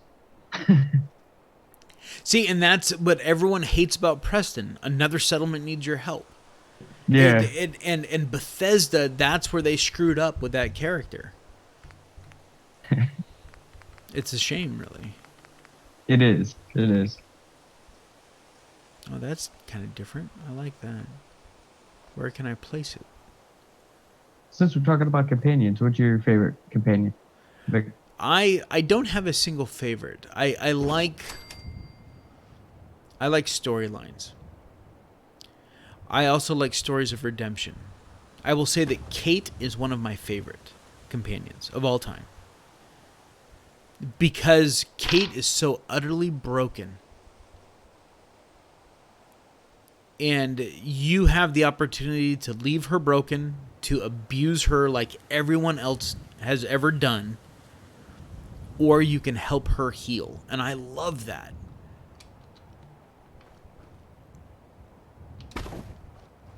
That makes sense. At first, you build affinity with her by using drugs. But then after you get her affinity quest, she hates it when you use drugs. Yeah, yeah. I liked seeing that progression as a character. Man, this thing is being a pain in the ass. So let's do this. One that I felt like I just immediately fell in love with the story was Nick Valent. Oh yeah, Nick is an incredible character. Yeah, that and being from New York and the sarcasm that they put into him, everything flowed.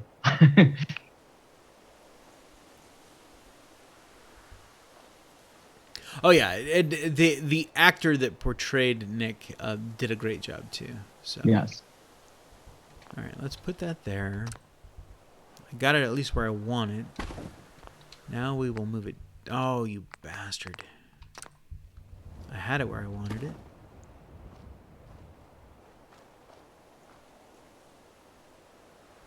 There is something in this ground. If you guys were watching at the very beginning, I was having a problem sinking foundations here. So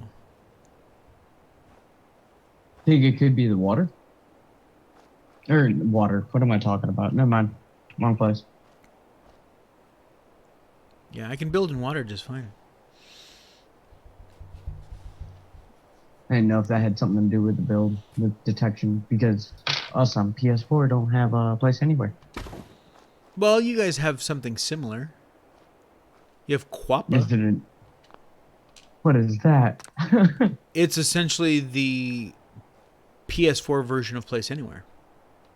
Oh, okay. Well, I mean, I also lost my PS4 2 weeks before Creation Club came out. Oh, so, wow. Yeah. Yeah, it's been a while since I played. What, talking 8 months? 9 months, huh? Yeah. Something like that. You're making me starting to like it. Which parts, Scump? What part are you liking? I like that there. I'm not going to worry about this side because it's just so close to this wall. I'm not worried about that. But I do want to fix that floating. Or I could fall down. Have to remember where the jump button is after playing frickin' State of Decay 2. Nope, that's not gonna work. Let's come this way. Could you use your spacecraft? No, use my space bar, is that what you said? No, the spacecraft, Oh, yeah. Yeah, but then I have to get out of build mode to get into that, so. Oh, I didn't know that. Oh, yeah. Let's go. Nightly Scump.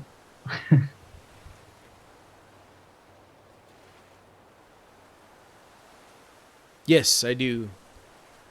Matter of fact, I finished up my 31st live stream of State of Decay 2 last night. Or early this morning, rather. What time did you get off this morning? About normal time?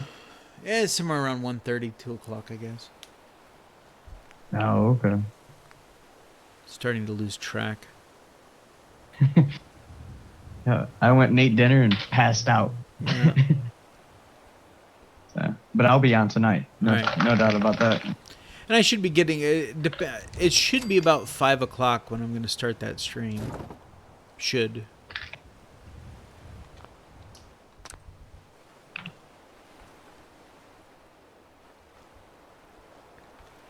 My gamer tag is Darmian. Darmeen.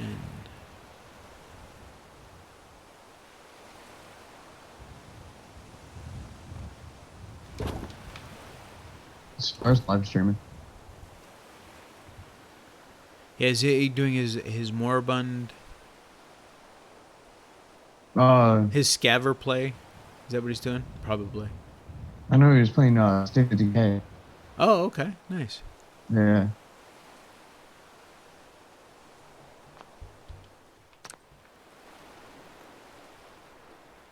State of Decay 2 Fresh Start playthrough.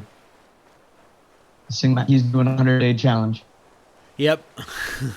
he was working hard toward getting to that point.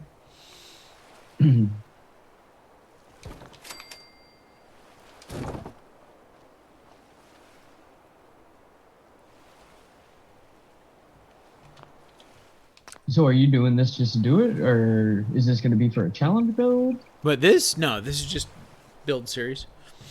Oh, no. Yeah, no. God, this is what, almost 20 episodes in? Is it? Wow. Yeah, it's been a long build sequence.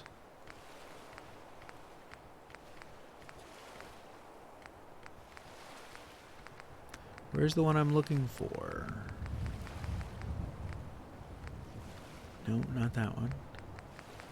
Ah, I'd already passed it. There we go. I love this log.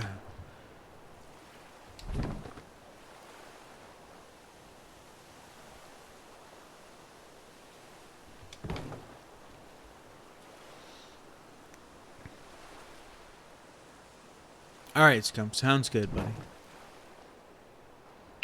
Yeah, for some weird reason, it just does not want to go in. So, I have a tool for that. Let's just turn off for this game session. I can always come back and turn it back on. Never have an issue again.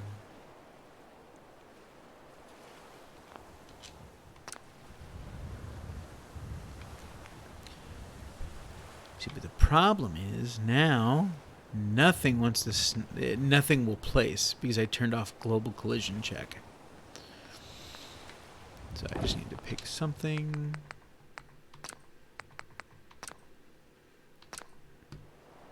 Welcome back. You had a small dinner. Welcome back.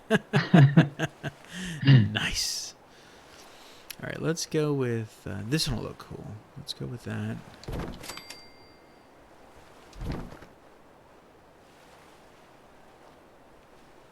Dinner champion.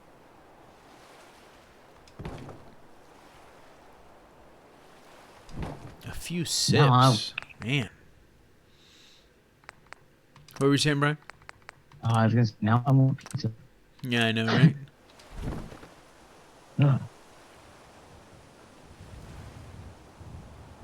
Sounds like my kids are turned up. Might have to check that out. Yep. I'll be right back. All right.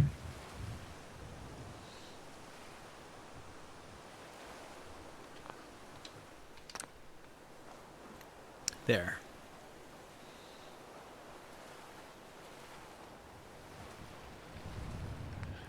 Now let's grab, whoops.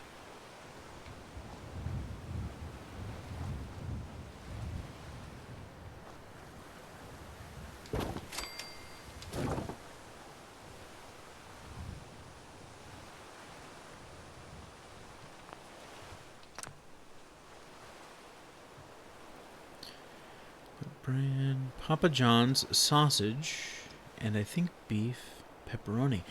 Nice. Awesome. I used to love Papa John's. They had a California The California barbecue chicken pizza. Oh, God, that thing was ridiculous.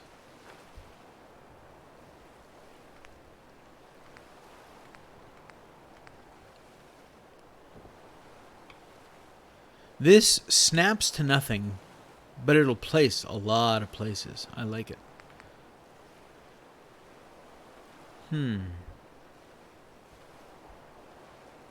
Hey, Vault Girl. It's the same settlement. Different building, same settlement.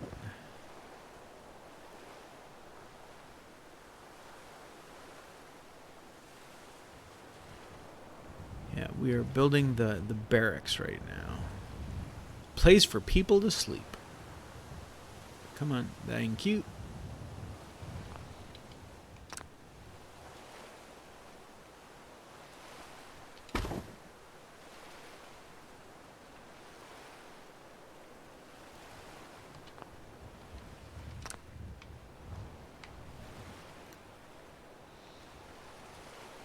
I hear you, Brandon.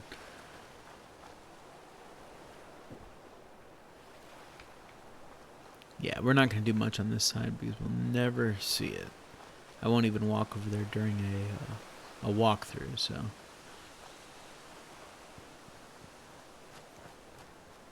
Alright, looking ultra scrappy now. I did want to break up all of this brown, though, so let's go to plywood, boards.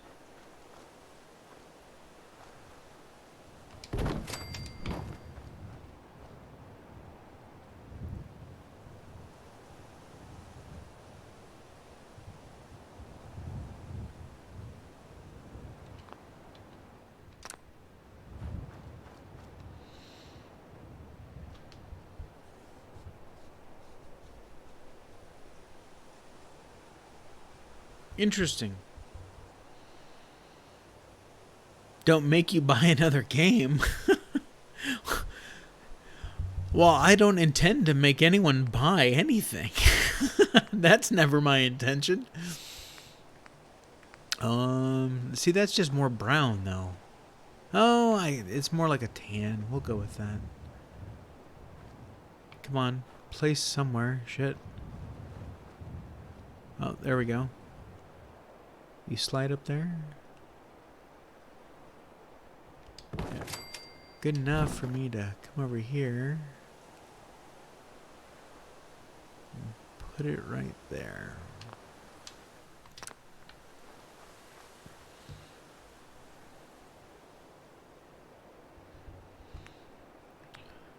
We don't need any sloped ones.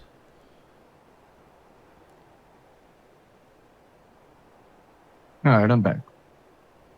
Oh, yeah. No, absolutely, Brandon. And when I'm doing decorations, I'll do stuff like that. I'll put like a stack of barrels over there to just kind of block that area off so that you wouldn't see anything past it. But no, that's great advice. Welcome back. Yeah, thank you very much.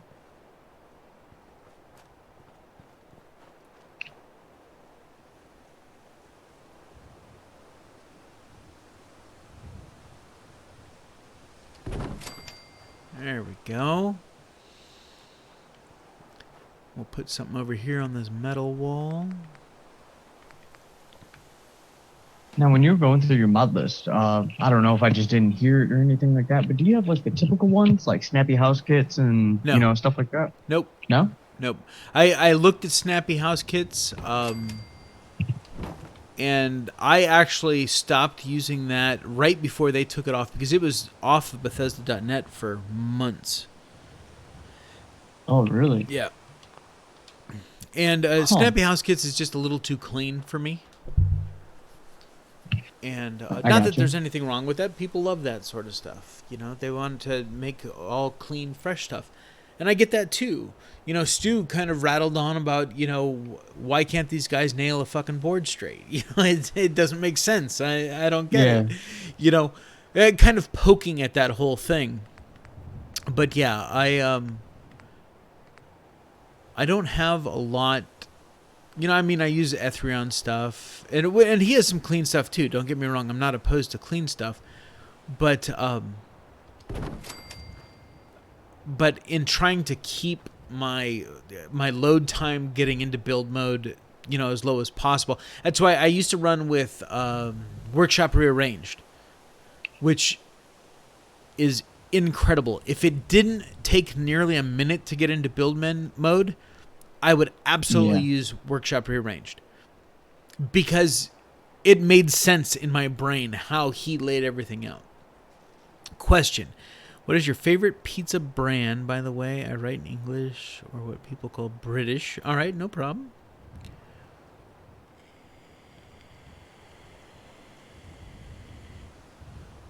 I like making my own pizza.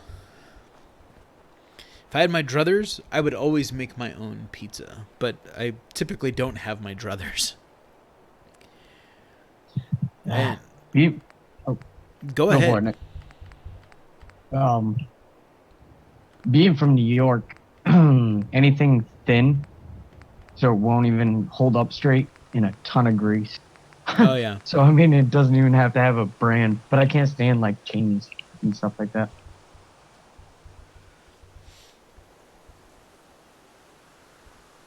I don't get it, like where Pizza Hut and stuff like that says like New York style pizza, and it's like as thick as a brick. I lived in New York for 22 years. I've never seen a New York pizza like that.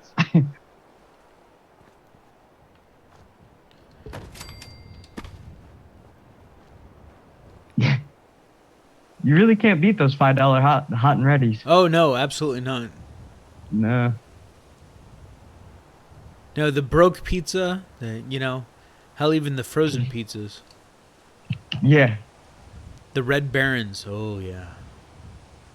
Yeah, you can normally get like 2 Red Barons for like $7. Exactly. So, yeah. I even have a toaster oven, so it works out perfect. I don't even have to fire up a big oven. Yeah, that's the way I do it. And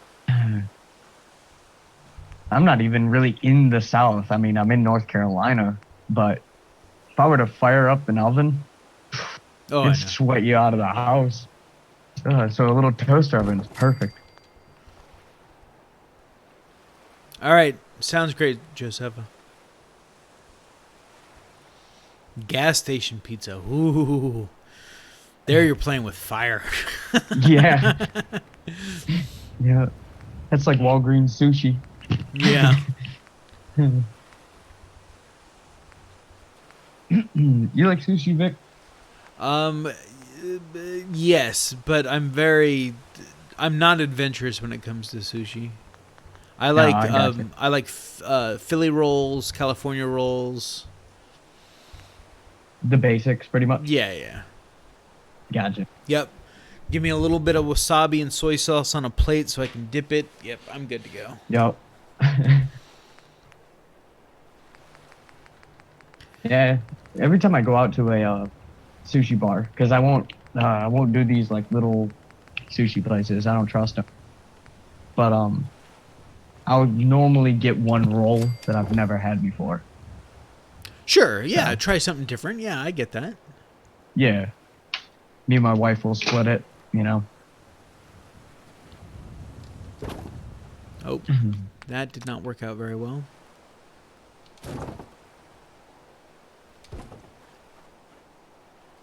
There, that's better. So yeah, guys, what I'm doing now is I'm trying to break up some of the lines. That's why I carried this from the wall down onto the floor and stuff like that, so that it looks more hobbled together. You know, crossing between the first floor and the second floor with that plywood, same sort of thing. You know, bridging between this little, you know, wall cut and then that wall piece there. Oh, I agree with you, Vic. Oh, gas station burritos. Yeah, I have to agree with Nope on that one. That is exactly what you're going to get from a gas station burrito. Yep. Tasting the machine gun shit. It's a good colon cleanse.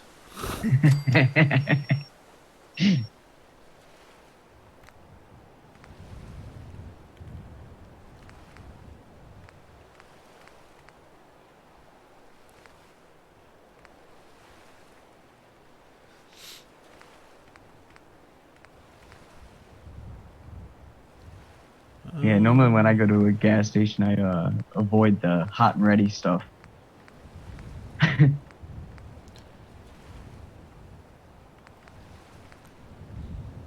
Now, when I worked service industry, like when I installed Dish Network for years, I installed high-end surround sound systems for years. You know, I was driving around in a work van. Then the hot and ready stuff, typically that's what I could eat, you know, because I didn't have time to stop for lunch. Yeah. You know, so it was what could I grab? Mm. Some of the worst stuff is grabbing those sandwiches that are sitting in the cooler. Yeah.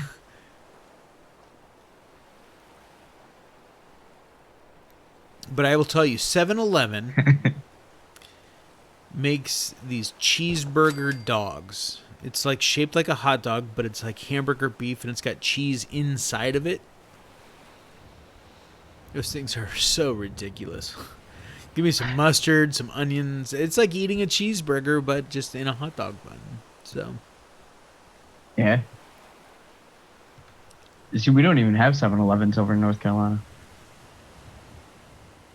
there's not many here in Texas. They're all over the place out in California, though. The big one around here is Sheep? Sheets. Oh, never heard of it. Yeah. Uh, they're only in a few select states. I think they have four or five states that they're Oh, in. okay. Yeah. They have like a full cook line. So when you order something that's hot and it's guaranteed to be out in like 3 minutes. Oh, wow. Yeah, so it's awesome.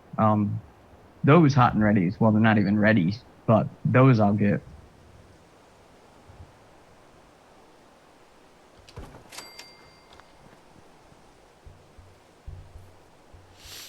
Stripes? Is that what it is? I don't have my glasses on. I'm sitting too far away from the computer. Yeah, I'm trying to think. Conoco's. Yeah, see, I mean, I grew up out in San Diego, so it was AM, PM, Circle K, and 7-Eleven. Those were the three big ones out there.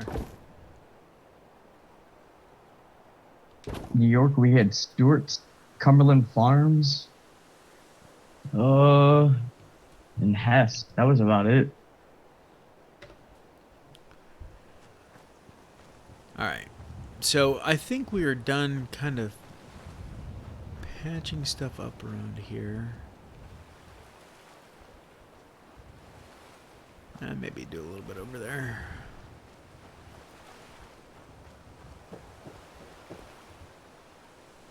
Oh, yeah. You have settlement size turned off? Oh, it's extended? Yeah, my settlement borders are extended, and my settlement size always stays at 0, so. Oh, so one of the mods that I'm running is the settlement borders outside the timeout. So as you can see, I am outside the border. I have no message saying you're going to be out of build mode in 10 seconds. It will never turn off.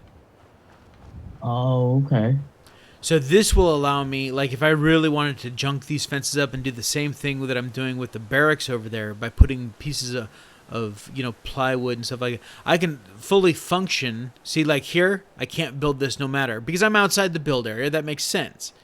Yeah. Yeah, I'm not doing a build anywhere, but I can still manipulate stuff while I'm outside the build area. Oh, okay. Yeah. Huh. I love this mod.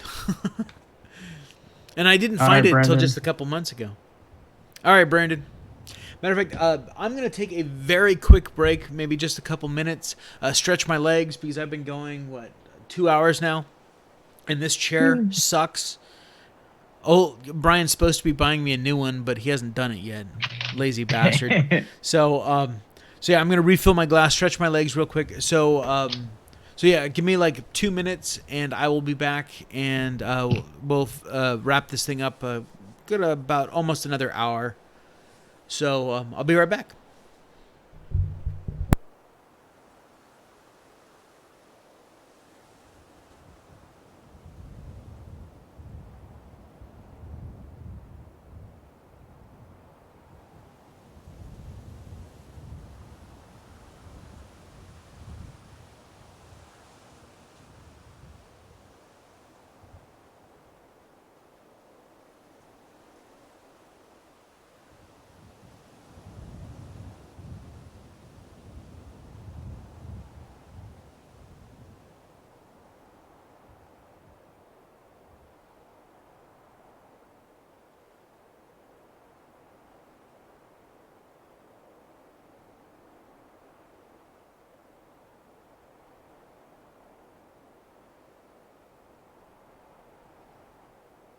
I agree, Vault Girl.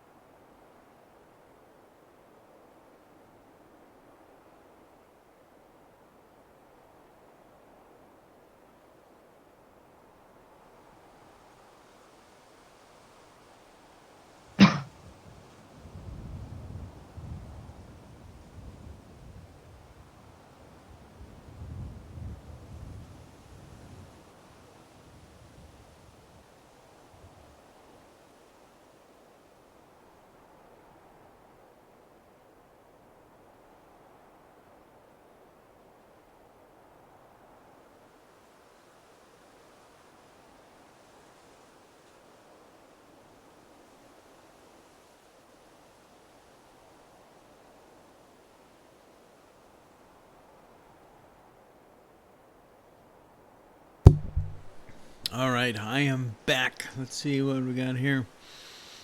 Yeah, chair Welcome thing. back. Ooh, yeah. I'm actually looking at one from. Oh, what is the name of that company? It's like a $350 chair, though. Probably gonna have to save up for that. Yes, and I would love to game in my beautiful leather recliner that's sitting right over there. Nope. And I'd love to be playing on my 65-inch TV. The problem is I wouldn't be able to stream very well from over there. So, I mean, I could stream, but I'd have to move everything, and it's just too much of a pain in the ass. So when I'm streaming, I'm sitting at this desk, you know. So, all right, got my chair locked here. All right, so let's get back to it here. All right, so I think we're gonna wrap up working on the outside. And since this is a barracks, it's just living quarters. We'll give them like little pockets. How's that sound?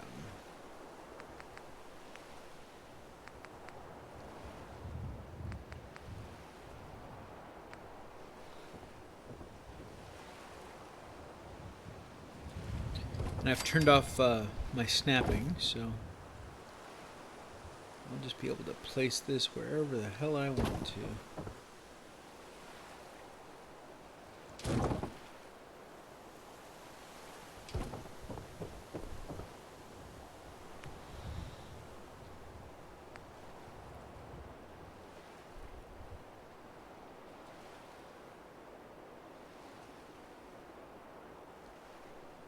Ah, yes. Yeah, that's why I didn't ever get one of those. Nope. Wife, that is.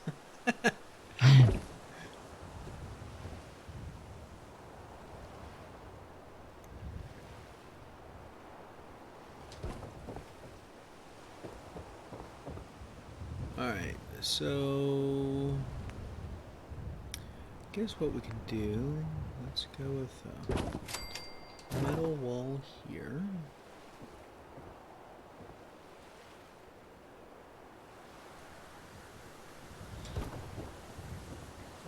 There, come in this way, bed over here, bed over there.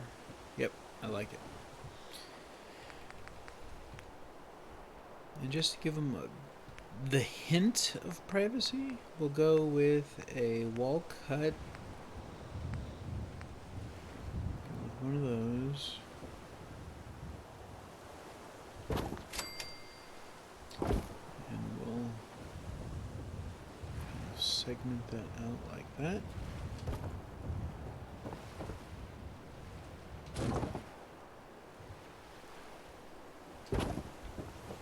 There.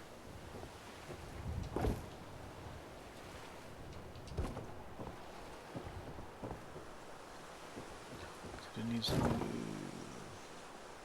that way. There we go. All right. Then over here.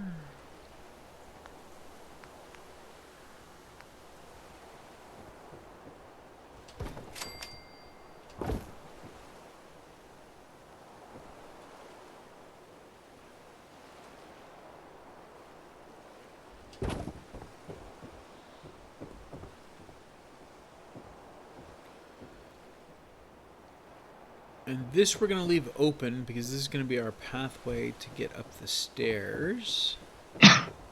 Excuse me.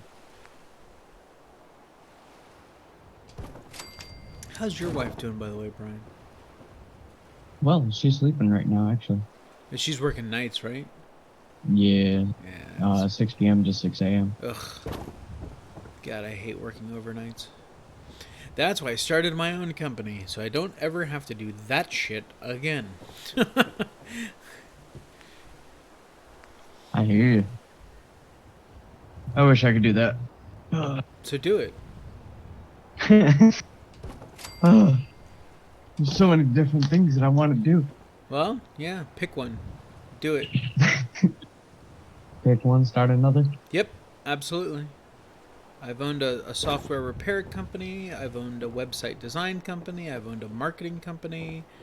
And now I'm running photography. I'm still doing marketing, essentially, but it's just very specific marketing. I'm not placing ads for them. I'm just doing more of their branding online. Yeah, do it. Don't wait. Just do it. Do you have a, like, I don't know how I would say it, like a quick breakdown of how you even got into this business that you're doing right now? Well, I was in the car business for a lot of years. I sold cars for 5 years. I ran the business development center for a dealership for 2.5 years. The car business is very...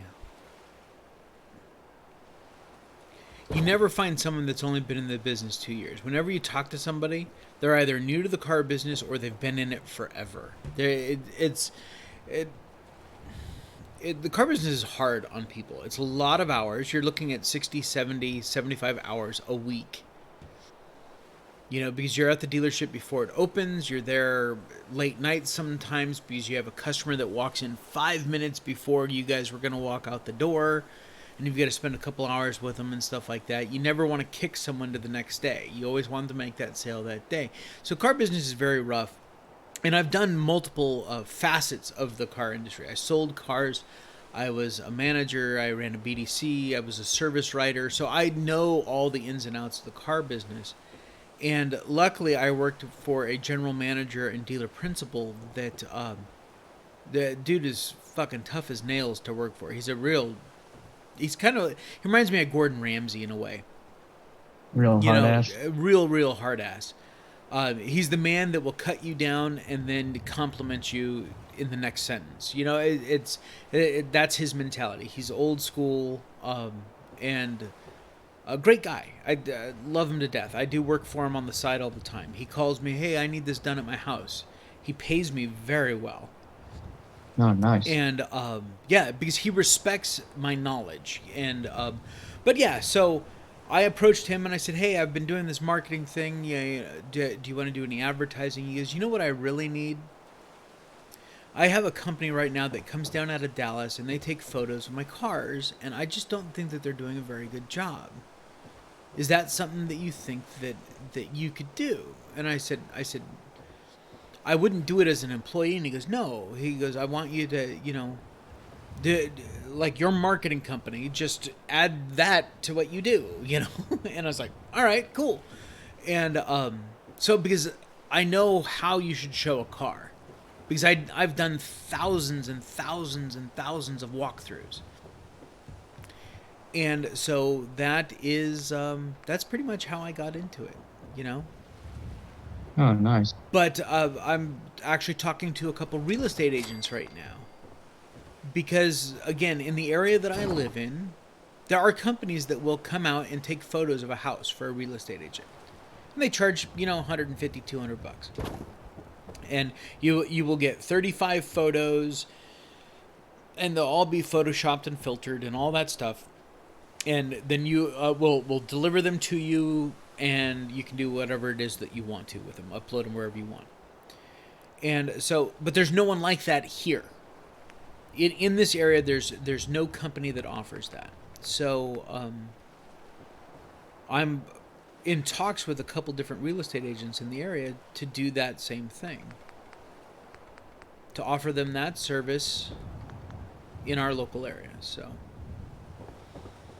it's all about just getting out there and just talking to people. That's all it really is. See, I've never done anything besides cooking. All right. So why don't you start a business being a personal chef? You don't need to go to their homes. You cook in your home, and they stop by every day and pick up their meals. Huh. Right? Yeah. And if you standardize a menu, right, now you can add multiple families.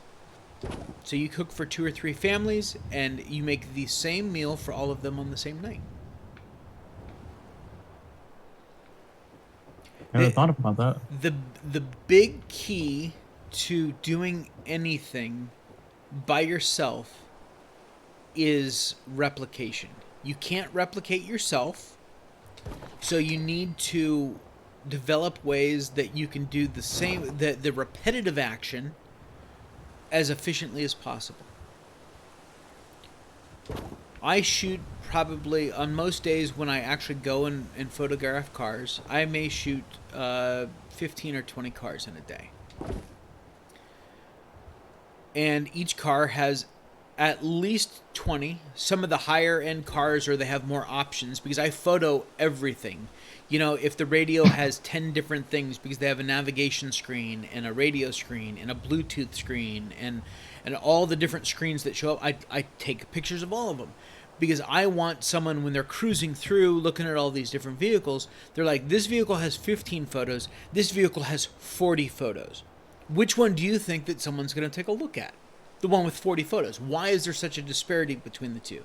Because I show you every option on that car. That's how I shoot. So, but let's just say I'm doing 25 photos per car, and I shoot 10 cars for the day. That's 250 photos. I could touch them up one at a time. Or, because I know my camera, I know what kind of lighting I'm shooting in, I've developed,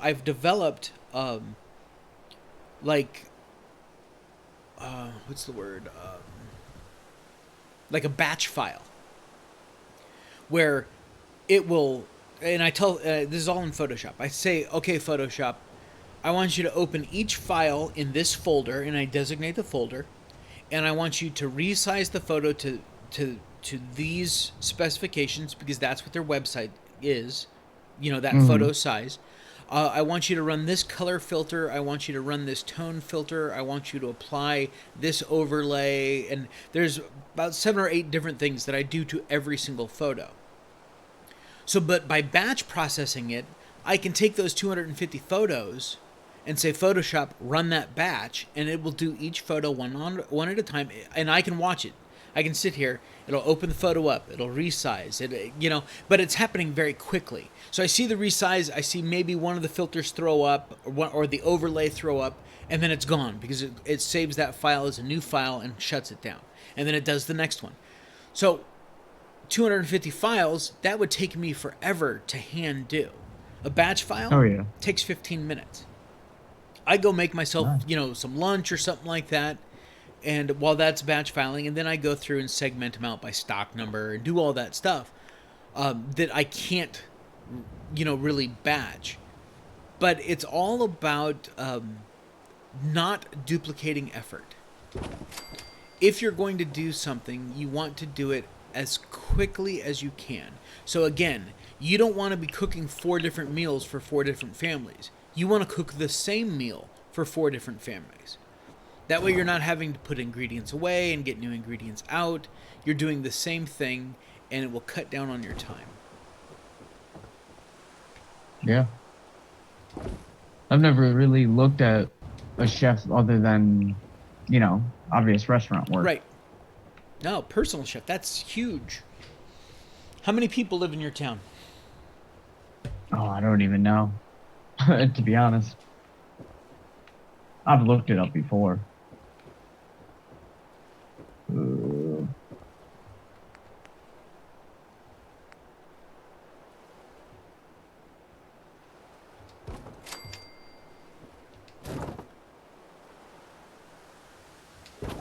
We're at about 10,000.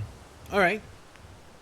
So out of those 10,000 people, just in your town alone, how many do you think could afford or would like to have someone at least doing meal prep? Maybe they don't want a chef cooking their food, but they just want to come by and pick up a meal that they can just drop in the oven. Do you think there's probably several. Right? A dozen at least, right? Easy. Do you think you could make a living off of just doing food prep for a dozen families? Easily. Yeah. There you go. Now you're not even having to cook. Yeah. Here's a dish, it's a lasagna, and here's a salad, you put it in a Ziploc bag. They come by, and you give them the instructions. Okay, put this lasagna in at 375 degrees for 50 minutes. Let it cool for 10 minutes and eat. Yeah. Right?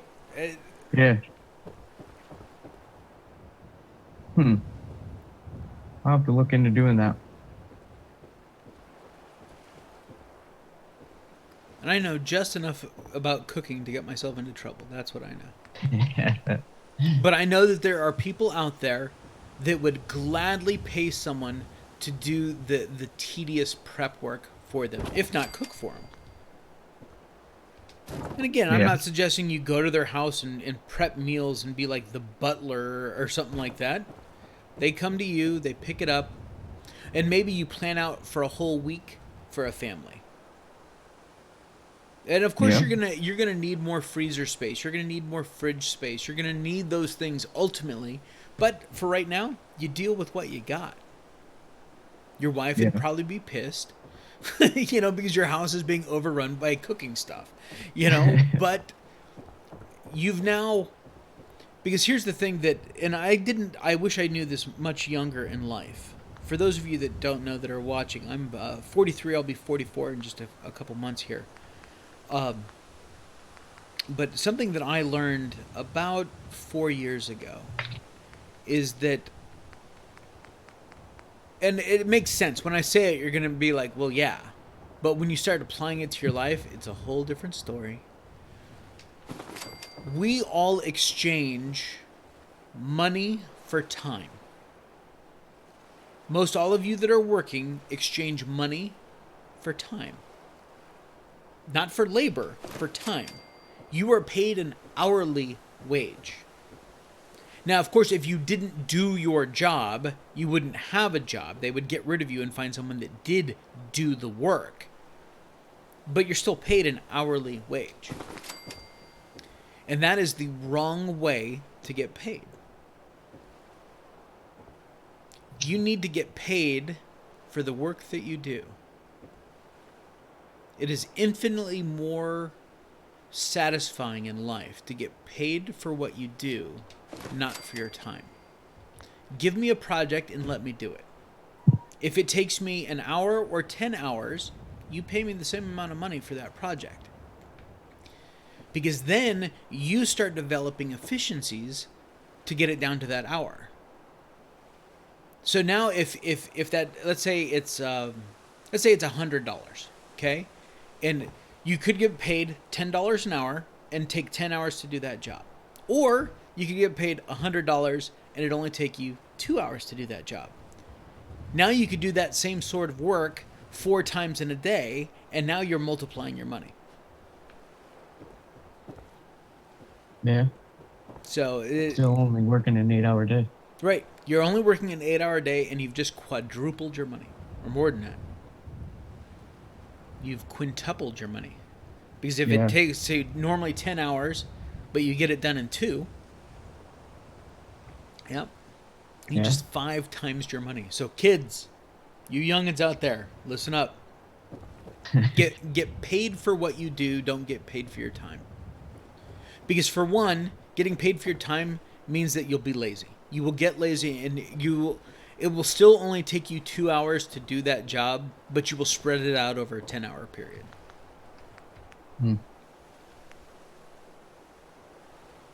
I would love to have 8 clients and still only work 6 to 7 hours a day. Even if that meant farming out some of the stuff that I would normally do. For instance, the batch work. Okay, if I had 5 car clients and I was shooting 10 cars a day, but now I'm shooting 50 cars a day because I have 5 clients, right? The batch work would take a lot more time. It would be tying up my computer for a lot more time. But what if I could just upload those photos and have someone else do the batch work for me and segment them out into the different stock numbers? What would that be worth to me? What is my time worth? Well, I know what my time is worth. My time is worth a whole lot more than being paid an hourly wage. So now I'm looking at farming out, and hell, it may be, 10-year-olds in Malaysia. Yeah. It could be a single mom,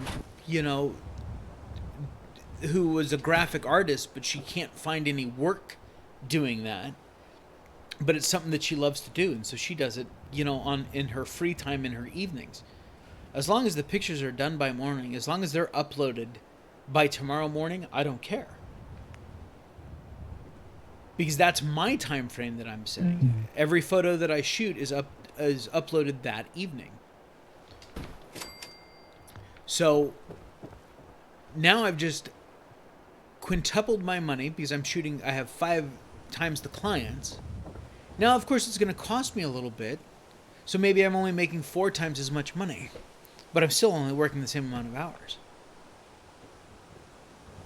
I'm not having to tie up my computer or sit around and wait for files to upload or update or, batch file or anything like that. So there is a glory in having someone else do some work for you. Now, for you, Brian, I don't know what that would be. I don't know what that would look like. But let's put up a wall there. But it's certainly something that you could do. Oh, yeah. Yeah. I mean, I've been cooking since I was 16 years old. So, I mean, pretty much half my life now. Right.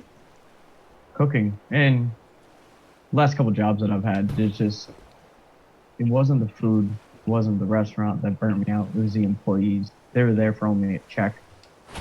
And working with people that just don't want to show the art of cooking. Right. No, I get that. It burns you out real quick. Starting to today. So I kind of want to step away from cooking. Do something different. I just don't know which direction I want to go. I don't want to work for somebody anymore. Well, understand that you don't have to be, in your own mind, the expert at anything. You just have to prove enough knowledge to somebody else that they view you as an expert. Am I an expert photographer? Nowhere near. Most days, I'm shooting cars on my phone. That's what I use. Oh, really? Yep. a Samsung Galaxy S7. Really? Wow. And that's I, and simply because the photos don't need to, that phone's like a 12 megapixel camera. I shoot at the lowest possible settings wow. because the pictures on the website are only going to be 640 by 480 or 380 or something like that. So I So don't not need, magazine quality. yeah, I Yeah. don't need some print quality photos to go on a website. Wow. Now I Okay. understand photography. I took a photography class in college and all that stuff, but I never thought I would actually use it as a skill for a business Yeah. model. So we've all learned things over the years. I never went to school for computer repair, but I can build or fix any fucking computer. I went to school. I was applied multimedia technology. Yeah, we were designing websites and doing audio and video. Those were the cool things that we did. That was actually a college degree. You know, was audio for new media, and we just made audio. We had audio projects and stuff like that. So we had to take a scene from a movie, and we couldn't say what movie it was from, but we had to depict that scene well enough that someone would recognize it from the film. But it couldn't be like blatantly obvious. I picked the opening scene from Die Hard, where the guy comes Huh. walking into the building and he shoots the security guard in the background. But we couldn't use any files from the actual film, but you had to understand what was going on. And you heard the car pull up and the car stop and the door open, the door close, and you heard all those things, and you heard the automatic door open at the bottom of the Nakatomi Tower. So I had to find and build sound effects and stuff like that. It was so cool. Huh. But we all have skills that we think that we're okay at that someone else will think that you're a damn genius because you have that skill. And that's where the power is. Who is it? Tim Ferriss. If you guys have never read The 4-Hour Workweek, get it. Read it. Even if it's just the audiobook version. The audiobook version it's fucking hilarious. The narrator that does it, he delivers it so well. I mean, I was driving along listening to that, and I was just laughing in my car as I'm driving down the road because he was so good. But yeah, get that book. Because Tim talks about a lot of stuff very similar to this, and he said you can be considered an expert in anything in less than 2 months. Going from no knowledge of the subject to an expert, you will know more than 90% of the people out in the public in 2 months. And that other 10%, you're not worried about them. Because you always want to be focusing on the masses. That means that Huh. if you talk to 10 people, 9 of those people said, yes, I want you for that service. The other guy is like, no, I know more than you do. Well, you don't need that guy anyway. You just landed 10 or 9 new clients. Because you simply know more than them. That's what makes you an expert in anything. Is just knowing more about the topic, the field, whatever, than the person you're talking to. Tim Ferriss is a college dropout. He dropped out of Princeton. He now teaches at Princeton, Wow. and he teaches a subject that he knows, and he has placed in the oh god, what was it? It was the I don't want to put a door there. Oh, it was some dance competition in Brazil. And he actually made it to the semifinals. He actually won the was it Taekwondo or Chew. in China, he won some fighting competition that he only started training for 5 weeks before the actual competition. Oh. And that's actually a hilarious story of how he did that. And basically what he did is he used the rules to his advantage. There were two rules that he really glommed onto that that allowed him to win. If someone falls off the mat 3 times, they're disqualified. And weigh-ins for the competition were the day before, not the day of, like boxing or something like that. Yeah. So he absolutely used that to his advantage. The day before, he was getting ready for weigh-in. He like sweated, dropped like 20 pounds. So he was put in a like 3 weight classes below where he'd normally be. And then he would hyperhydrate right before the competition. So now he's going up against guys that weigh 150 pounds, but he's 175 pounds. Huge weight advantage. And then he would just literally throw them out of the ring. He had no fighting style whatsoever.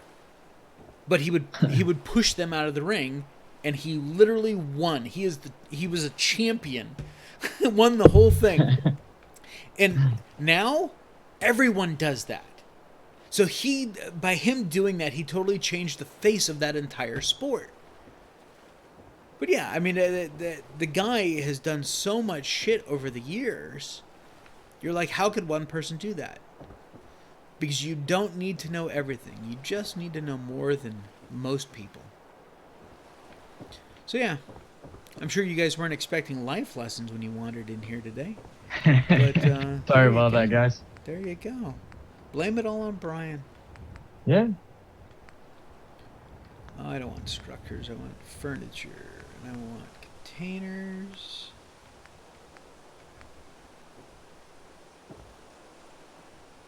We're just going to throw some different containers down in here.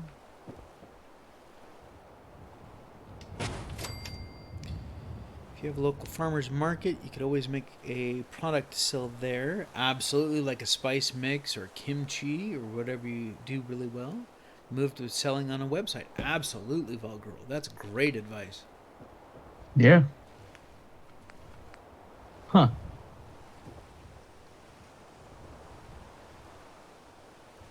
Yeah, my aunt, who has suffered from epileptic seizures her entire life, is an incredible painter. She's an incredible artist. And that's exactly what she does. She will find like little wooden boxes, and she will paint them. And then she goes to like local like swap meets or something like that, and she will sell them.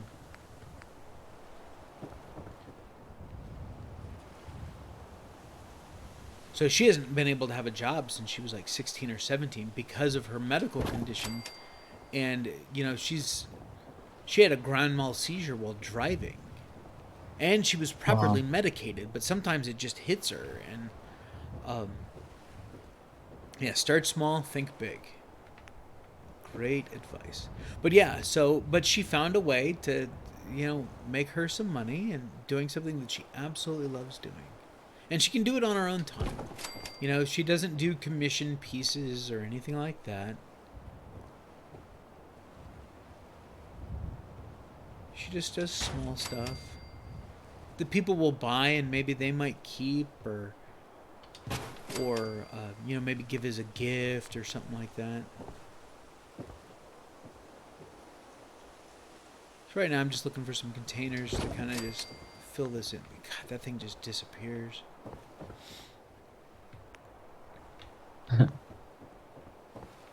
Alright, so now we want foot lockers. Every bed should always have a foot locker. If you can squeeze one in. Starting to sound like Bob Ross here. Happy little trees. I love Bob Ross. I loved Bob Ross. I watched a documentary on him one time, and He's a strange man, though. Oh yeah, absolutely. Yeah, he was pretty much fried out of his gourd the entire time he was making that show. And that's probably what made that show so great. Uh, I remember in the documentary they were talking about Bob Ross uh, disappeared for 2 weeks, and the producers didn't even know it. He just got up one day and just left. Yeah, I'm out of this bitch. See ya. yeah. Nobody even realized it. He came back, as if it was a normal day and everything like that. And nobody asked him where he was, nothing like that. He just disappeared. Nice.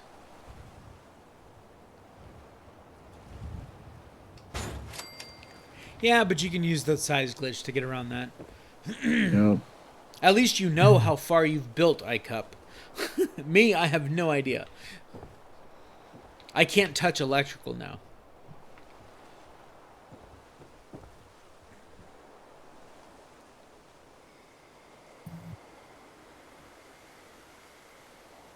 Oh, I know. And I mean, they tell stories about how he was painting. That's when he first started painting, is when he was in the army. Yeah.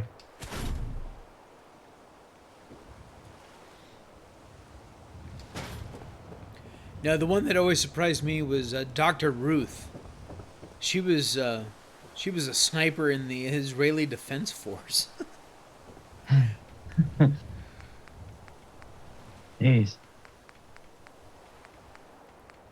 All right, let's see what we got here. Too much stuff. Too much stuff.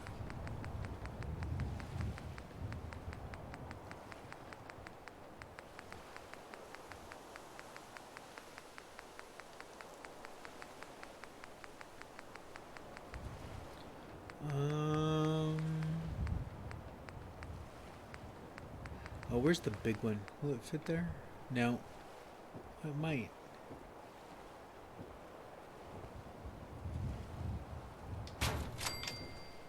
Yeah, it works well with those roofs. That's for damn sure. Yeah, it just barely fits in there. It won't go back as far as I want it, so... Road glitch it. Oh, no, that's right. You don't have to do the road glitch. No, but I'm going to. Oh, really? Nice. Yep.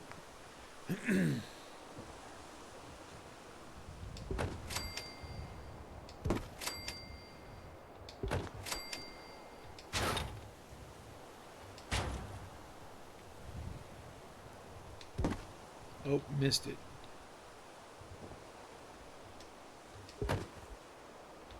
Really? I didn't miss it.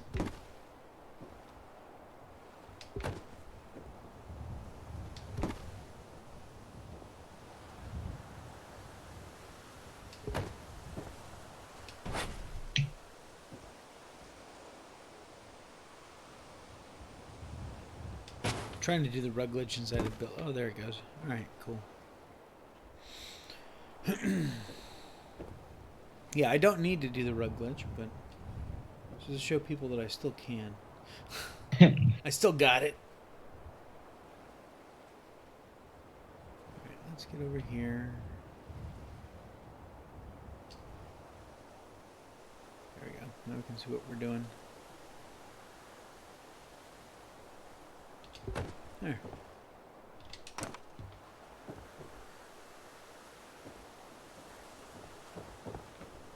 Alright. Let's see here. 146. Alright. Got about 15 minutes. Well, let's get some beds in here. And I think, just so I don't accidentally put a bed there, we'll just give them a little seating area over here. Oh yeah, this big gaudy couch.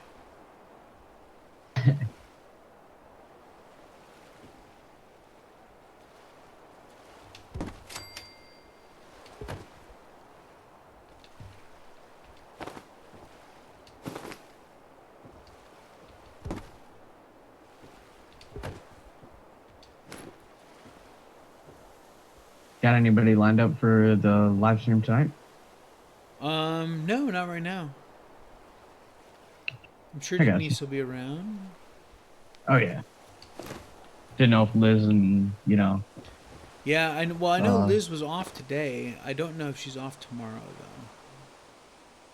though. yeah. I haven't seen Kat in a while. She doing all right? Yeah, she's doing all right. She's hanging in there. Good.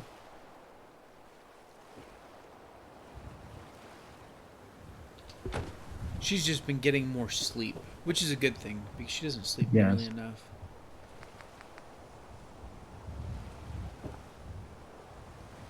All right, there. All right, back to beds.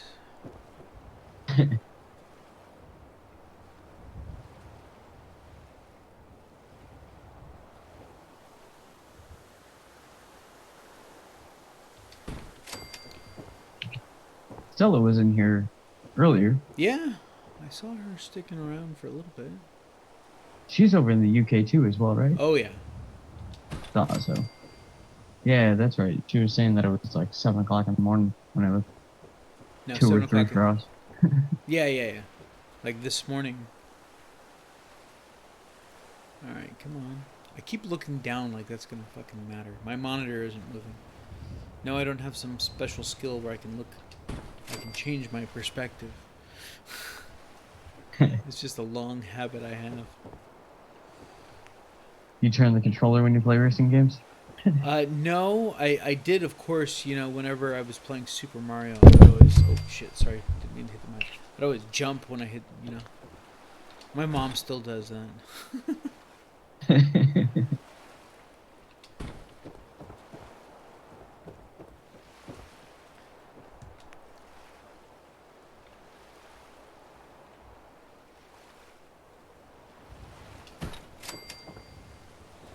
But now, well, like with the PS4 controller, I know that controller movement is a thing.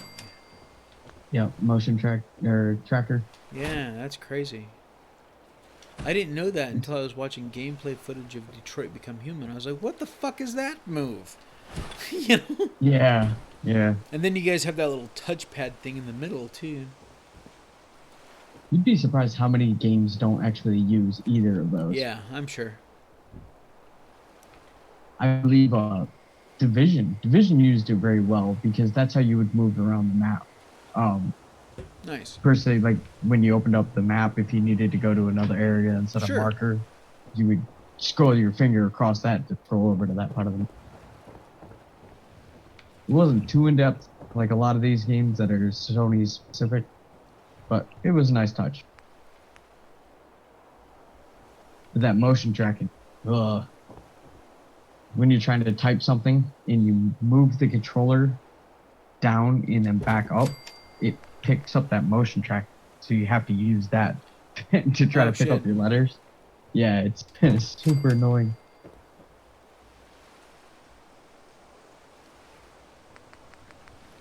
Yeah, that's not good.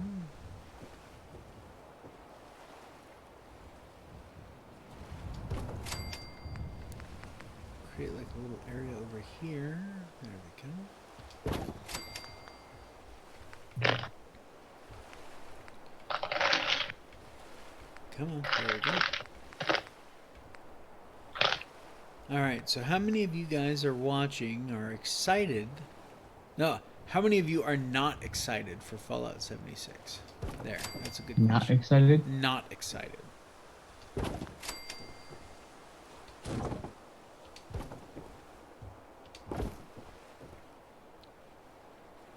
I know J-Pick's not excited at all. Really, J-Pick? Yep. Nope, not. He is not excited one bit for Fallout 76. Wow.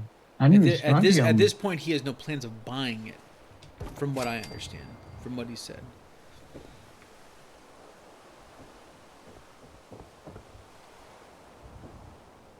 That's crazy. Now, I'm not excited for it right now, but you better believe the day it drops. Yeah, I'm gonna be excited. Like all this talk of what it's gonna be and everything like that. Hey, Victor. Unless I hear it come. Go ahead. Oh, unless I hear it come from like Todd Howard's mouth, I don't want to get myself hyped up for a specific aspect of the game without knowing it's 110% true. Sure. So. Well, and even with the beta, things are going to change. You know. When is beta release? They have not given it a date yet. I imagine we're probably about 2 weeks out. So we won't see you for a little while? No, you'll see me. It really all depends on what the NDA states.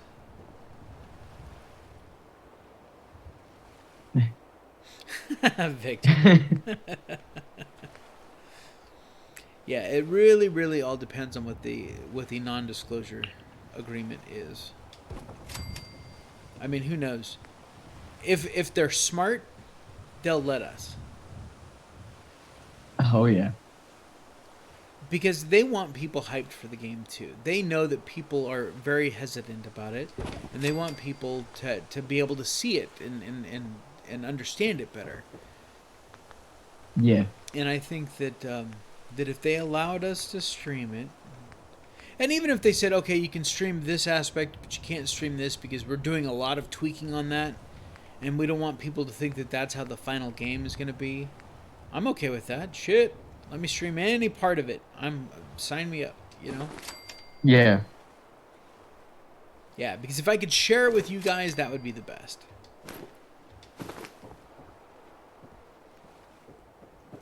Because honestly, I want JPIC to play that game. I want to play with JPIC, you know? I want to build with JPIC. That would be awesome. Oh yeah. But I understand why he has hesitations about it and stuff like that. Alright, so we got beds, we've got, well, I forgot tables over here. We'll get tables. No matter how bad the game flops, so, I mean, to be honest, it's still not going to stay on shelves.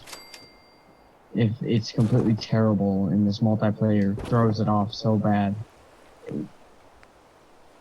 so many people have already pre-ordered it. They've already put the money into it. And again, it's Fallout. Right. So, I mean, we got around New Vegas, didn't we? So. It's not Fallout 5, but it's not intended to be Fallout 5. Right. So, yeah. Alright. So, last thing, we'll throw our footlockers.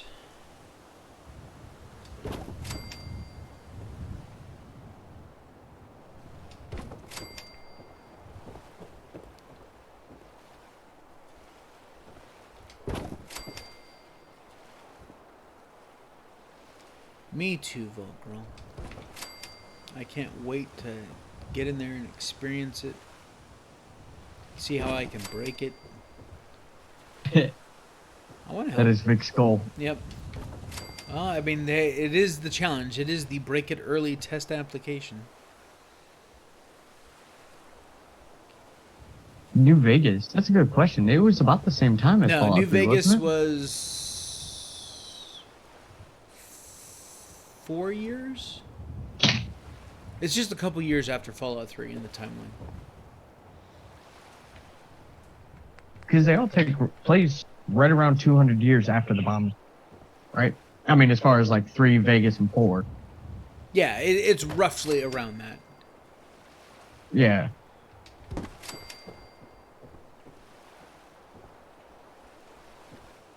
Wow. Ball girl was quick with that. Thank you for that.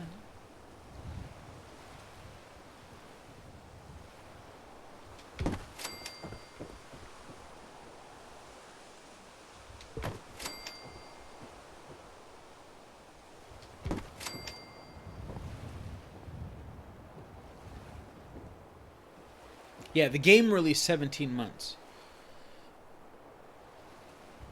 but in the timeline it's set 3 years. Oh, okay. I see what it's saying now.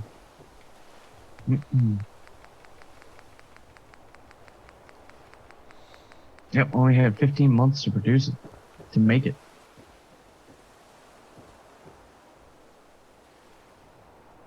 And that's why it's missing so much. Oh, wow. I watched that, it's not why Fallout 3 was better, but it's like... Fallout 3 is better than you think? Yes, that, Oh, I watched great that video. today. Great oh, yeah, video. it was. Yeah. All Sat right. there for 2 hours, face glued to my screen. All right, guys. But I always thought... Oh, go for it, Vic. I was just going to say, we didn't get to the armory today, so that'll be next weekend. But we did get the barracks done here. So let's just take a quick look at what we did. On the outside, it looks very ramshackle. I love that word.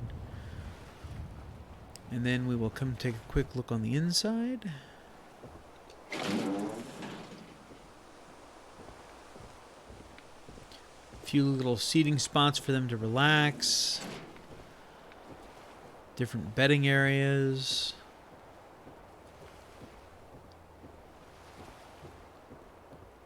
And of course, once I get into decoration mode, then I'll, put lamps down and all that stuff.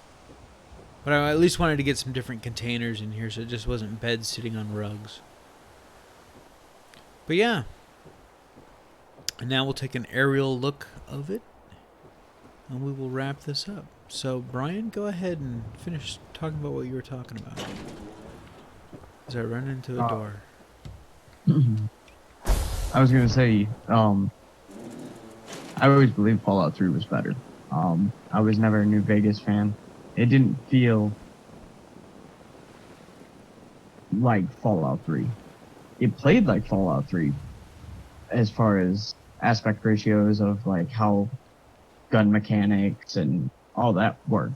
But I was always much more a fan of 3 for the storyline. Sure. He didn't have to convince me by much, but I loved to see his views and what he was saying. Right. No, absolutely.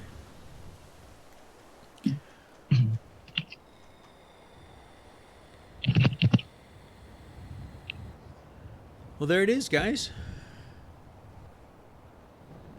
What do you guys think? Let me know. I think it looks good.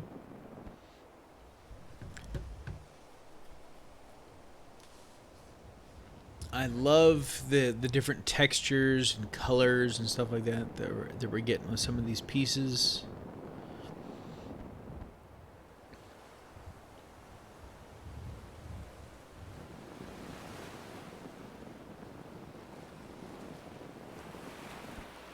Yeah, see this, like underneath here is a little barren, so ultimately I'll probably do a little bit of trim work there to fill that in a little bit, but yeah, I like it. I like how it's not symmetrical, Well, guys, I want to, yes, it would be very funny if you locked yourself out. That would be hilarious, Victor.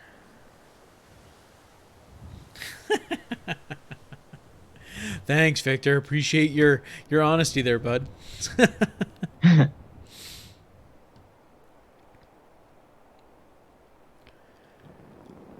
Yeah, how many beds do we even put in there?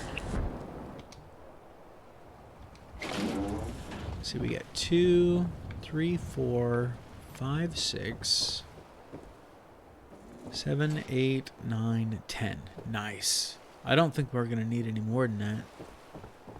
Because we don't need to worry about the finches. Oops. Speaking of finches. Yeah, see, look at some of their outfits and stuff like that. I love those mods that change up their outfits. Yeah, Abraham's running around in a Vault 111 vault suit that's like shorts and the legs are missing and stuff like that. It's just... That's why I have those mods. So we got 10 over there. The 4 finches stay in their house. And then in here... We've got one more, so that's 11. That place has, I think, one. Yeah, see? I uninstalled some mods, and that's the problems that you get when you uninstall mods mid-game. But the bed still works. So that's 12. Yeah, I'll have to fix that. And then there's one in here. Yeah. Now you're at Finch Farm. Yeah. The overpass. Why does that look like Greenwich? I don't know. Maybe because I have no grass. Yeah. See, there's the overpass. So yeah, there's plenty of beds here. Why am I thinking? What is that? Greenwich Farms? The one that's run by all the robots. No, that's Grey Garden. Grey Garden. Apologize. Wow, I really need to play Fallout 4 again. Yeah, you do. Mm-hmm. That's not too far from you, though. Grey Garden? Oh, yeah, it is. Yeah. I can't open my Pip-Boy right now. Let me land on the ground again. But yeah, there's a nice aerial shot of what we've got going on. Do I have a sniper's nest? No, I am going to put one on the end over there of the overpass, just to watch out for this area. And then I do have a guard tower up here. Matter of fact, that's where Jake is. Yeah, there's Jake. So he's watching over this whole section here. Let me land again, because you can't open the Pip-Boy when you're in the UFO.